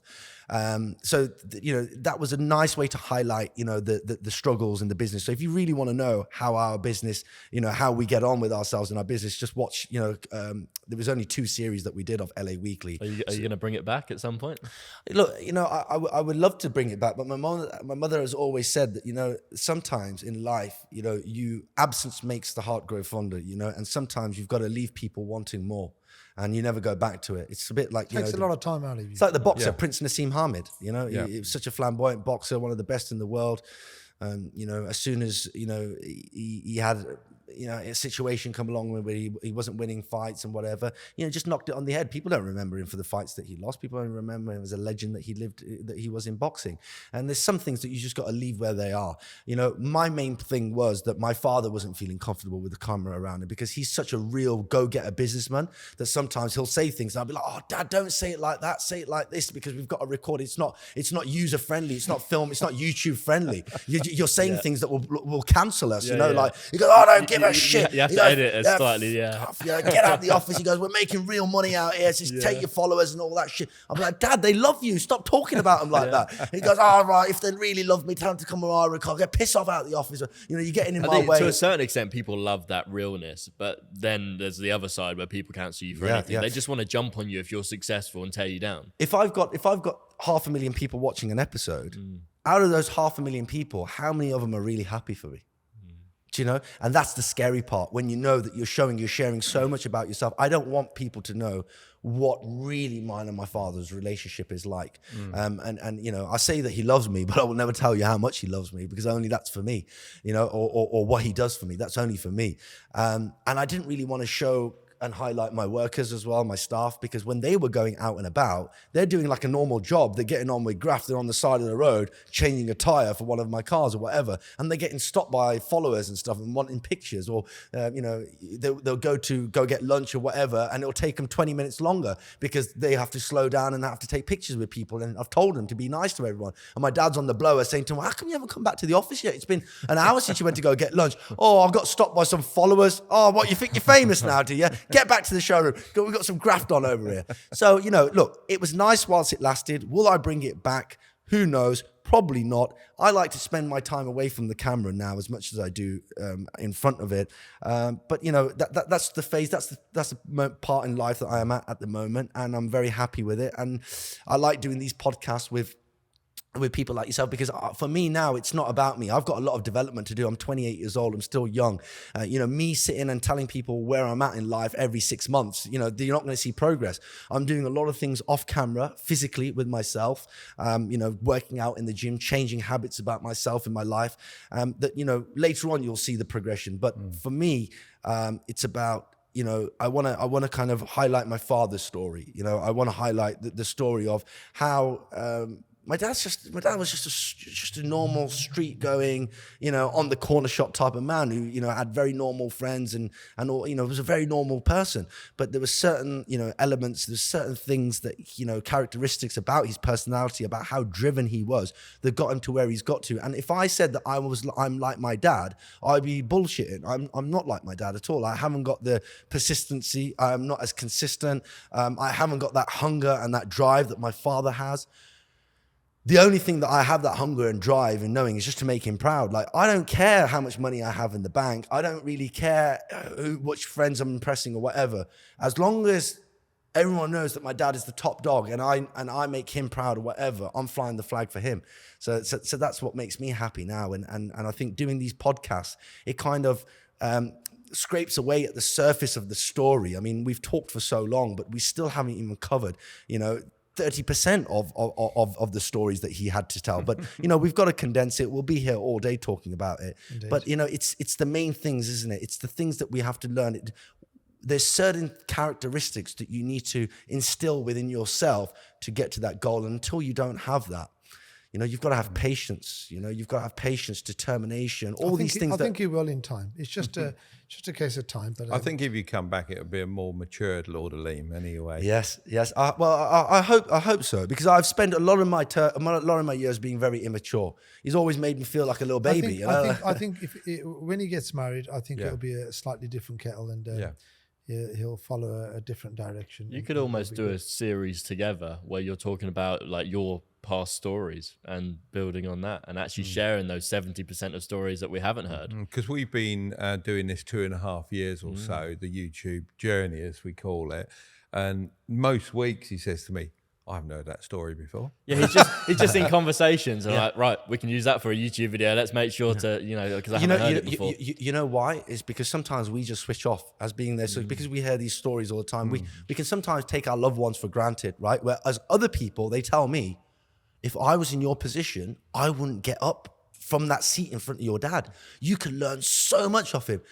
I'm like, mate, he's my dad, I've heard every story there is. I said, there's no more stories I could possibly listen to. But there is always another story, and there's probably a lot of other stories that he has that, he keeps to himself.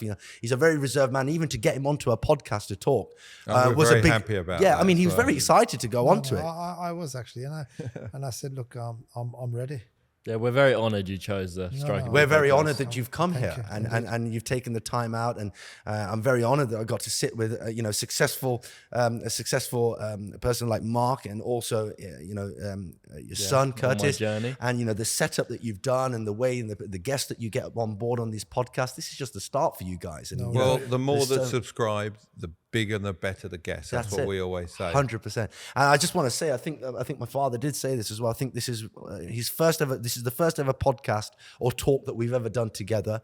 And he said to me, make sure that you don't phone me tomorrow and say there's another podcast that we've got to do. This is the only one I'm doing, and this is what it is. But in general, I think main thing is, and the main message that I want to leave with people is that respect your elders. Really tune in and listen to them, because they have a lot of value to give, even though we can sometimes be very ignorant towards what they have to say, because we think we're the new generation, we're the new era, we know how things work. Yes, we know how to click upload on YouTube. Yes, we know how to edit a video or whatever. Maybe they don't know how to do it, but there is core principles that the older generation have that we need to learn, because they have been taught from generation after generation after generation. But the main thing is to be a good human being. Business is business on one side. When we're long gone and when we walk out this door, the only thing that will be left is, who was that person and how did he make me feel? Yeah. And Do you was want he to good? ask your final question, Dad? Yeah, well, I've got two people to ask it to. Let's go. When is enough enough? That is a brilliant question. I'm looking at this. Truthfully, when I'm dead, because do you know what? I will carry on. I love it. I really enjoy it, and there's no way I'm retiring. No chance at all. I think it keeps you younger, doesn't it? Yeah, I love it. Do you want to know from me? Yeah, From you, all right. yeah. So I'll tell you when enough is enough, right? Yeah, I want a nice 20 mil plus apartment in London, yeah, with 3 hypercars downstairs. I want about 2 more holiday homes. I want a yacht. Where the holiday home's going to be? Well, you see, now that the world's shifting and changing, I would have said Europe now. Now I'm starting to think a bit more in the Middle East, right? Private jet? I don't mind chartering the jet, but I've got to own the yacht. Well, you could own the private jet and charter it. Charter it, That's the next part of this. Yeah, in fact, we did pet jets. Yeah, There you I go. like it. We were already onto it. pet And you'll jets. finally get into planes like you're supposed to back in the day. yeah. But we did think about chartering yachts, but we worked out it So was expensive. it's just a hole burning in your pocket. You got to do 13 or 14 weeks on a season to come back, because the sea is it's the roughest natural environment with the sea salt and all that sort of stuff.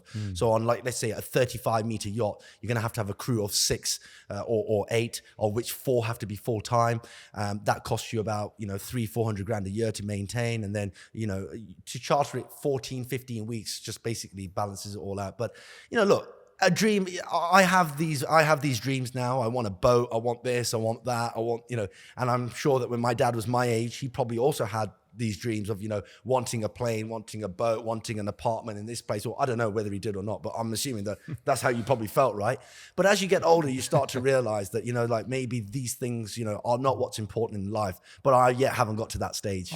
I still need my cars. I used to 20 years ago go over to Spain in Puerto Banús and go on the Golden Mile, where they've got all the boats and the yachts and everything, and just trying to get a sort of a feel of how much the boats are and X, Y, Z, and just to, get an understanding. Never say never.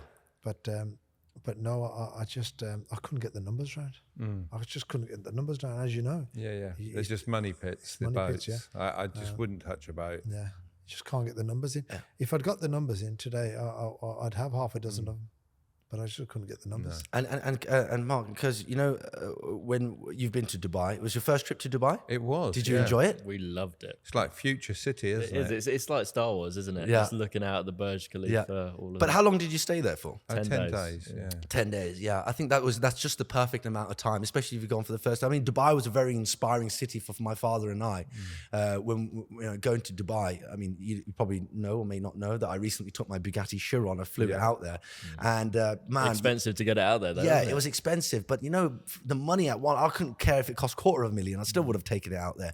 But one thing that I was like, it was like so surreal, and I just couldn't thank God enough at that moment of time. I had to pinch myself every single day. Like, I kid you not, Pops, you probably don't know this, right? Yeah. But I got very emotional every single day, because when my father took us on a family holiday to Dubai for the very first time, we used to look at cars like, oh, look at that Sheikh's car. Look at that Bugatti over there. Look at that white Rolls Royce drop-in. Today, I have every single car I could ever wish for, alhamdulillah. And the Bugatti, when I sit and I look at that steering wheel and I see the B badge, I think to myself, am I really driving a Bugatti that's on UK plates in a Dubai state, right? And this was only a dream about 10 years ago. That for me was like a moment to think to myself that, never say never. Don't think small. Always think big. If your dreams don't scare you or they don't give you nightmares, you're not dreaming big enough. And it was all possible from my father's hard work, and he allowed me to because it was a vision. I said to him, I wanted to launch Pet Dubai. He says, son, it's not a good idea. I just want you to, expand the business here. I said, Dad, it's, we must try it. It's something that, everybody does, follow the hype, follow the trend. Well, I did it. And I realized that, the numbers weren't making sense out there and adding up and whatever. And my dad said, look, I told you that would be If the numbers don't make sense, you just don't touch it. But if we don't try, you'll never know. Yeah. But he wanted to try it. Yeah, so and you can look at the research, you can research it, punch the numbers. But if again, it coming comes back- out wrong, it ain't ever going to be right. But coming out to that point, But we left Dubai. Sorry, Pops. coming out to that point, I disagreed. He wanted to do it. Let's do it. But now So you let him try, and Yeah, but when I was connecting with all the car hire companies out there, they knew of who I was straight away. And as much as I thought that they wanted to work with me, they were shitting themselves that I was coming to Dubai. They're like, what is Pet Dubai? What car do you have? How many cars you have? I said, I got none at the moment except for a Bugatti, but that's how I'm coming in. As my dad always says to me, going head first. So I'm doing something that none of you guys do here. We've got a Bugatti Chiron on hire. I had loads of people wanting to hire it, but it was just, I was too far away from home. Some things weren't adding up, passport deposits and all that sort of stuff. I was relaying all this information to my dad, and my dad just said to me, he says, son, You've flown the car out there. He goes, I haven't worked this hard, made all these millions, right? Yeah, for you to go around and running around the streets and hiring out your Bugatti. Just go and enjoy it, mate. Go and enjoy it. Market the hell out of pet hair in the UK. Build that bridge and go and assist the car hire companies out there. So I did. And today there's a car rental company, which I work with, which I offered my car to, that hire a Bugatti Chiron for 30 minutes for 4,000 dirhams, which comes to £800. 30-minute rides. They realized people couldn't digest the car for a day, 2-3 days. Here in the UK, they can. I've got some fantastic clients here. But in Dubai, they wanted it for a quick little snap and Instagram or whatever, quick little pictures. So that business model worked a lot better. But I could never fathom renting my car out, which is a £3 million Bugatti, for 30 minutes. Like a hooker. The amount of different people that you would have to rent it to as well. It's just risk, isn't it? You know the old saying, it's not worth getting out of bed for. Exactly that. It's not worth it.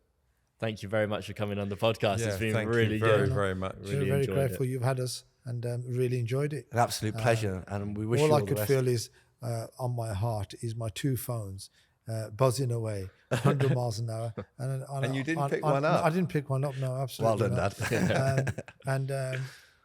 And trust me, my wife would give evidence here and say he would never want to miss a phone call. But I think, no exaggeration, let's have a quick glimpse of how many we've had missed. Oh, sugar. Well, just flick your... Oh, look. Let's just turn it around now. well, it's ringing now, so yeah, so I can't tell. But I would have thought, let's have a feel. And that's a BlackBerry over there, ladies and gentlemen. If Blimey. you're wondering, wow, he's still got the heat. No, he's not on BBM. No, well, look, I think we're going to be into about 50, but that's fine. We'll catch them all. Yeah. But once again, Thank you very much for your time. It's been great. If you guys enjoyed the podcast, make sure to smash that thumbs up button for the YouTube algorithm, and we will see you next Wednesday with a brand new podcast. So it's goodbye from me. And it's goodbye from this lot, but don't leave him hanging. Come on. Thank you so much, Mark. Thank you so much, Curtis. God bless you. Chap.